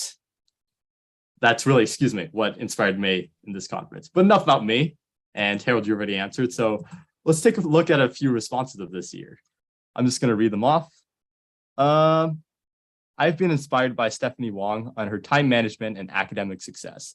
In addition, I'm inspired by Sarah, where I realize I can maintain all my hobbies as long as I can do one thing at a time. And I fully agree with you there. Time management, I think we did manage it. We did mention this in the opening series. Me, Harold, maybe not so good at, but hey, I mean, so be it. But I think with Stephanie, she can show us really how we can improve our time management. And with Sarah, the curiosity thing, a lot of us have many hobbies and we don't want to quit them. So what? We can always continue. We can continue them while doing something with a job or anything. So. All right. And another one that we had was that someone replied saying that it was inspiring to see all the different fields that people came from and how they each managed to forge their own unique path. They continue to say, I was motivated to explore more options thanks to all the presentations that mentioned reaching out, finding resources online, etc. This year's conference featured a variety of successful speakers, and it was very interesting to hear about how they each got to where they are today. I'm just like Troy, I have to say some of these feedback, like small paragraphs, I agree with completely. I think that each speaker had like their own unique point, tying in their own unique stories. And I think that I also learned so much as well. And then Troy, do you want to say another one and I'll move on after you? I think that is the last one. Yes. We got a response saying my favorite speaker was Aaron Wayne in his session on an odyssey through the world of 3D design, printing, and scanning. I think he has such an interesting personality and it was really engaging and I wanted to hear more. I think 3D printing is such a cool topic and his session really brought it to life and made me interested in it. That's really great to hear. I mean, that really does warm my heart. And shout out to Aaron here. Aaron also taught through our MYE program some summer classes, and specifically our Python beginner classes. So if you're interested in that, maybe he'll teach next summer. I'm not sure, but that's where I kind of got to know him. I helped out with the summer classes too, and he does have a great personality and it's quite funny. So that is pretty much all about Aaron, I guess. Yeah, I want to meet that person. That's very nice. Oh, hey, Aaron, how's it going? I'm just doing fine. I'm packing for a business trip tomorrow. Oh, nice. Perfect. Perfect indeed. I actually did not expect you to be here. So shout out to Aaron again. Thank you so much for today and everything. All right, Harold, do you want to move on? Yeah. All right. So let's take a look. So in addition to all the efforts of our ambassadors, our partners also. Oh wait, I'm so sorry. Give me 2 seconds. Okay. In addition to the efforts of our ambassadors, our partners have spent copious time and effort to help this conference reach heights beyond what we could have ever imagined. The Partner Recognition Awards is given to partners who express true diligence during our conference planning session. They were also an active teammate and helped spread the conference to youth all around the globe. These partners truly represented the defining elements of our conference: inspire, collaborate, and innovate. With that being said, let me introduce our awardees. This includes ambassadors, by the way. So ambassadors, don't worry, you're not left out. It's just misspoke, that's all. So here's our first ambassador awardee. We have Ethan Liu. Thank you so much. We checked the action out. We checked the we went through the ambassador tracking sheets for these. And oh, one thing I have to mention this year's ambassadors promotional wise. Compared to last year, I think we have almost quadrupled, if not quintupled, the amount of promos we did last year. We have spread outreach to another level. And this year we have more than 6 ambassador awardees. We have a lot of ambassador awardees. Thank you guys so much for everything. And Ethan, you get my first thanks. Second goes to Brenda Mao. Thank you so much as well for all the support and continued, helping us out, reaching out to people, and everything. I know we have a lot of awards, so Yep. I don't know how Sherry? long. Yeah, Sherry, thank you so much too. We really appreciate all the work. Just scrolling through those ambassador logs, I'm seeing that we have like almost over, I think it's now over 1,000 DMs.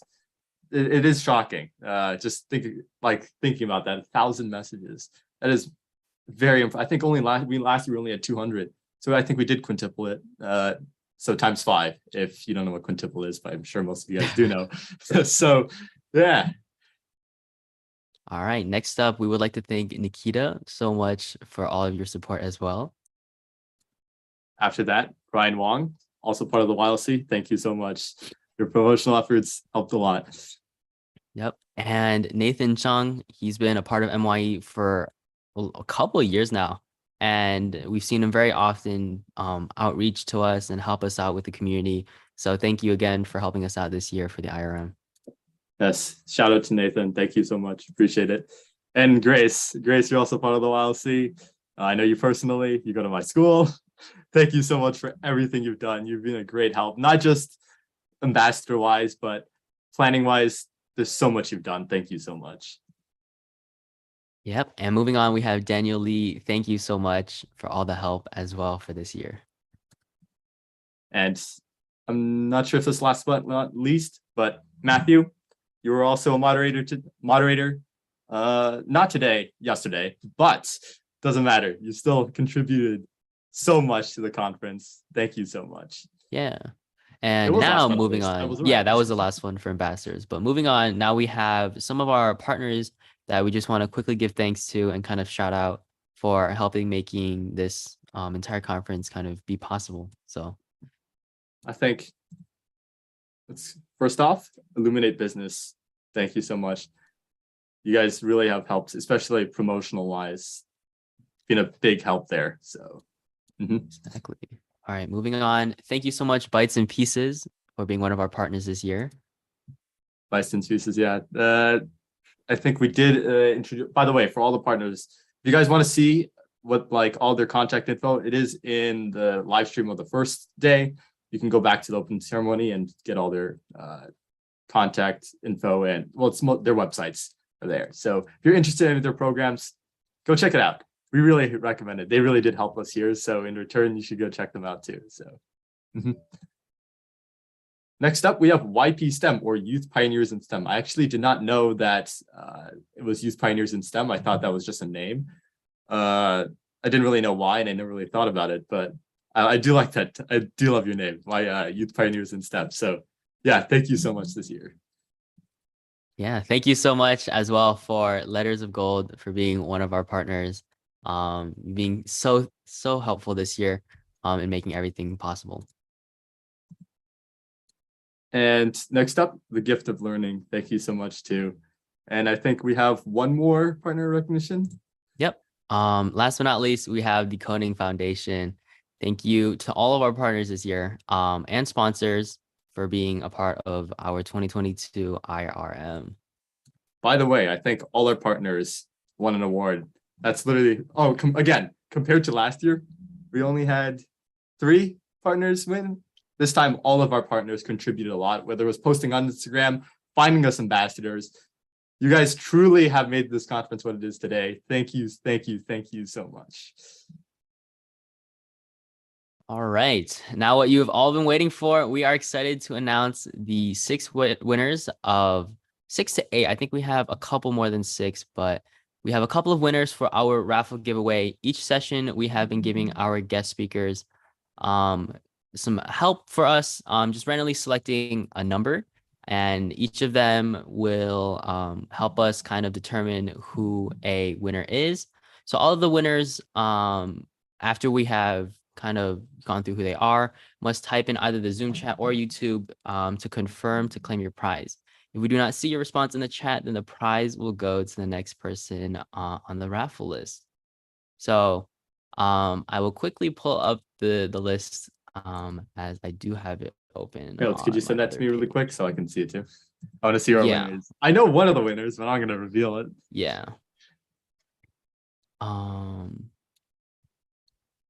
Here, I can put it in the chat for you. Got you. Appreciate it.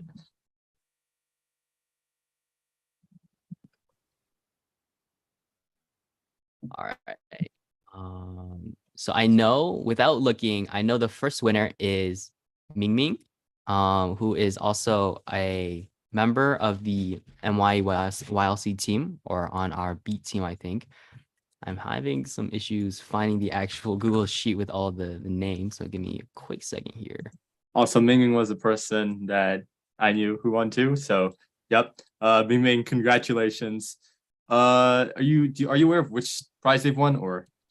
So the prizes will be determined afterwards, but we just want to make sure we have all of the people who won know who they are, so that nothing gets confused later on. But the prizes will be sent to you and told to you after you confirm that you are one of our winners. This is actually a bonus raffle because it'll be a roulette of what prize you will win. So out of the 6 winners, I believe, out of the 6 winners, there's going to be a roulette. So you won't know what you've won until we messaged you or emailed you or gotten your contact info somehow. So sit tight and wait and keep hoping that your luck is very awesome, so you get the prize you want, unless you don't really care what prize you get. Either way, so be it. There will be another roulette, so it's a double whammy. It's it's round 2 electric boogaloo. All right, Troy. So the Google slides should be in the chat for you now. So Ming Ming was our first winner of the first opening ceremony. She did win that one. And our second one, let me start resharing again because I think I accidentally clicked out. There we go. All right. Okay. So our second winner is Rebecca Wong. So Rebecca Wong is our second winner from our Stephanie Wong. That's actually kind of funny. They have the same last name, but Rebecca Wong, you are one of our winners. And then for our next tier team, I'm taking a quick look to confirm. But next tier was Ming Ming, I believe. Next year was okay. So next year was Ming Ming, and then the next one for Michael Wong was Insu Lee, and you are our 4th winner. And then taking a look at our next one, we have this is a hard name to pronounce. Yongju An from Michigan. I don't know if I'm pronouncing your name correctly, but if you can understand my kind of butchered method of saying your name, I apologize. But you are also one of our raffle winners. Oh, can Moving on to our 6th seminar from Sarah, we have Benjamin Sheng, who won the raffle for her. Yeah, go ahead. Okay, all right, now I take them. So, because I want to make people feel happy too. All right, hold on. Give me a quick second while I'll take a look at this number.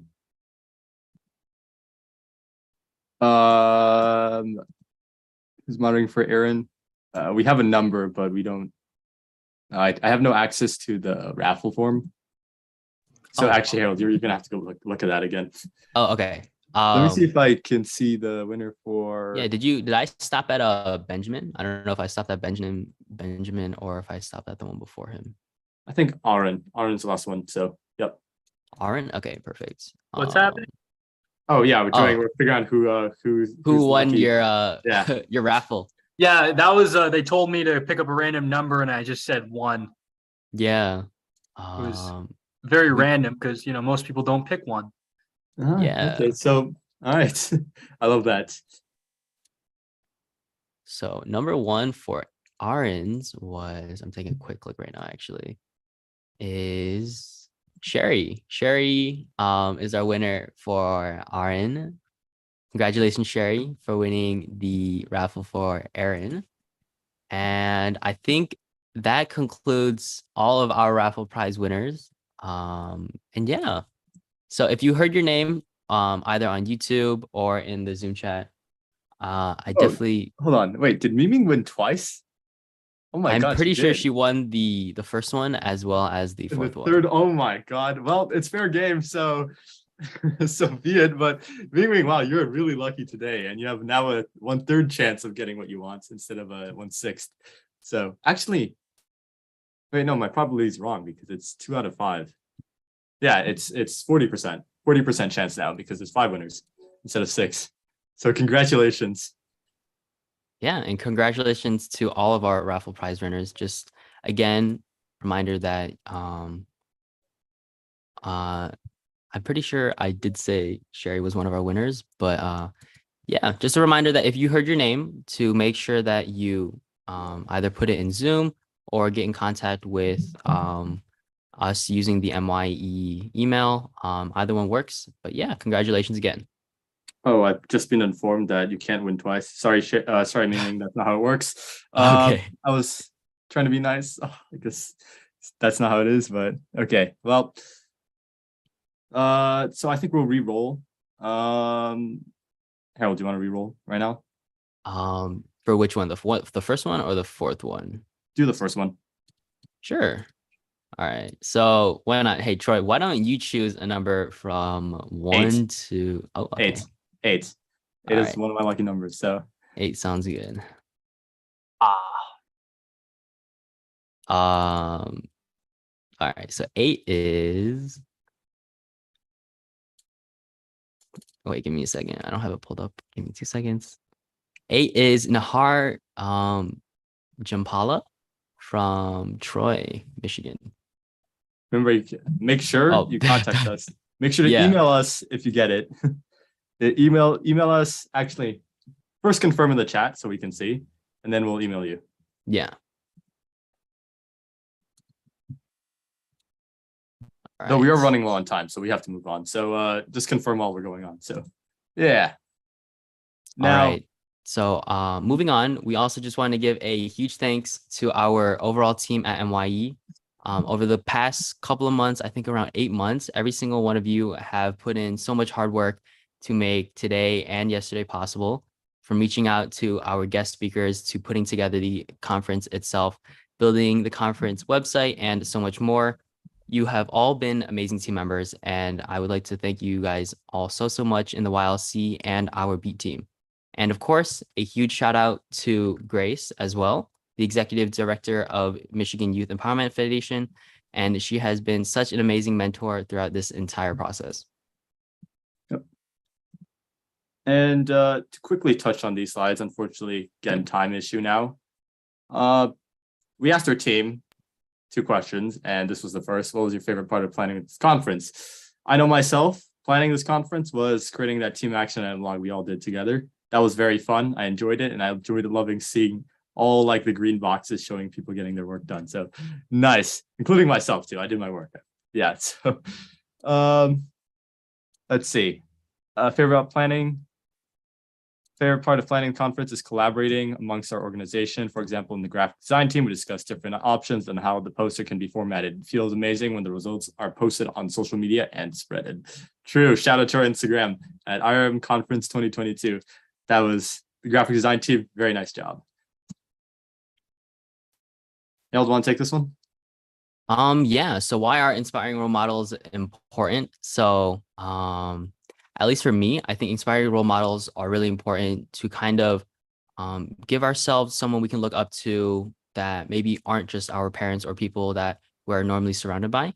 I think that getting to know someone new, someone who is successful and has gone through rough patches in their life is always something inspiring, which allows anyone to learn something new from them. So in general, I think someone who can be inspiring as not only a role model, but maybe as a leader as well, can definitely help not only just me, but the people who are listening to them as well. So I find all of our speakers, for example, to be great role models who are not only inspiring, but just great examples of people who have accomplished so much through hard work, through learning, and through just overall amazing attributes. So yeah. But before we end this conference, just like last year, I'd like to quickly touch on our keynote speakers and what they've said this year. And the 2 points they brought up were innovation and curiosity. To tie those two things together, though, and just all of what our speakers said overall, I think this year we focused a lot more about finding our passions and finding success from those passions. And then after that, how to deal with success. So just going in order of our speakers, Christine first mentioned failure and success somewhat directly, talking about innovation as an art. That's how you find success. Mentioned failure, use it as a way to grow. And then when you are successful, make sure to be humble. And so, or else you become arrogant, and that always doesn't turn out too well. Next up, I believe we have Stephanie. Stephanie talked about research. If you're interested in STEM, excuse my voice, that's unfortunate. If we're talking about around the STEM, how do we use research, find success in research? And when we use that success to advocate for stuff we believe in, advocate for stuff to change for society. After that, I believe we had the next year's sustainability team, which pretty much addressed using success, how to make sure it's green, how we can make sure our world is sustainable. And after that, we have Michael Wong, who talked about his story. So all 3 points where he was trying to find his passion. He was initially going to do comp sci, and instead he became a startup guy. And after startuping, he found success and failure. And from that, he grew as a person. Harold, do you want to mention the last four people? Sure. So I know the last 4 people on our second day, to start us off, our first one for today was Julia Davis. I found Julia Davis to be incredibly inspiring. I had tuned in for a little bit of her talk, not the entire thing, but I found her to be very, very inspiring with some of the questions that she answered actually during her Q&A as well. And then moving on, I know next we had Sarah Alonso Vega. She was also one of our great speakers for today, and I was truly inspired by some of the points she made in some of her stories as well. And second to last before Brandon was Aaron Wayne, excuse me, and his 3D projects. Those were absolutely wonderful. I think one thing that has been hit on a lot is just the comparison of like the different types of 3D printers. And I found his entire presentation to be just really incredibly like interesting and inspiring as well. And finally, to wrap us up today, we had Brandon Van Sickle with an amazing talk on just in general, everything he talked about was amazing. I think that the questions that he answered for me, for example, I know I asked like a pretty random question, but the way he answered it took me for a curve actually. And I thought that he answered it in a way that I would never thought of, and how he described like in our modern society, electric components are becoming something different than what we're usually seeing. So yeah. And then Troy, do you want to finish us off with a couple more points? Yep. My voice, dang, I don't know what's going on, but I think overall, just tying back, we really did.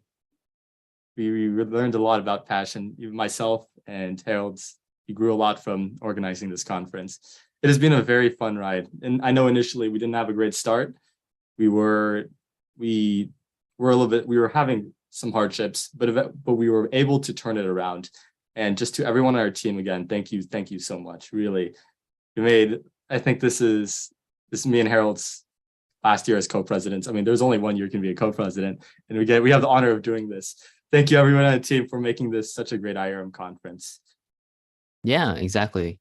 And with all that being said, to all of our viewers this year, Troy and I would like to show our sincerest gratitude to each and every one of you, to all of our speakers, our sponsors, and our partners, and of course, our MYE team.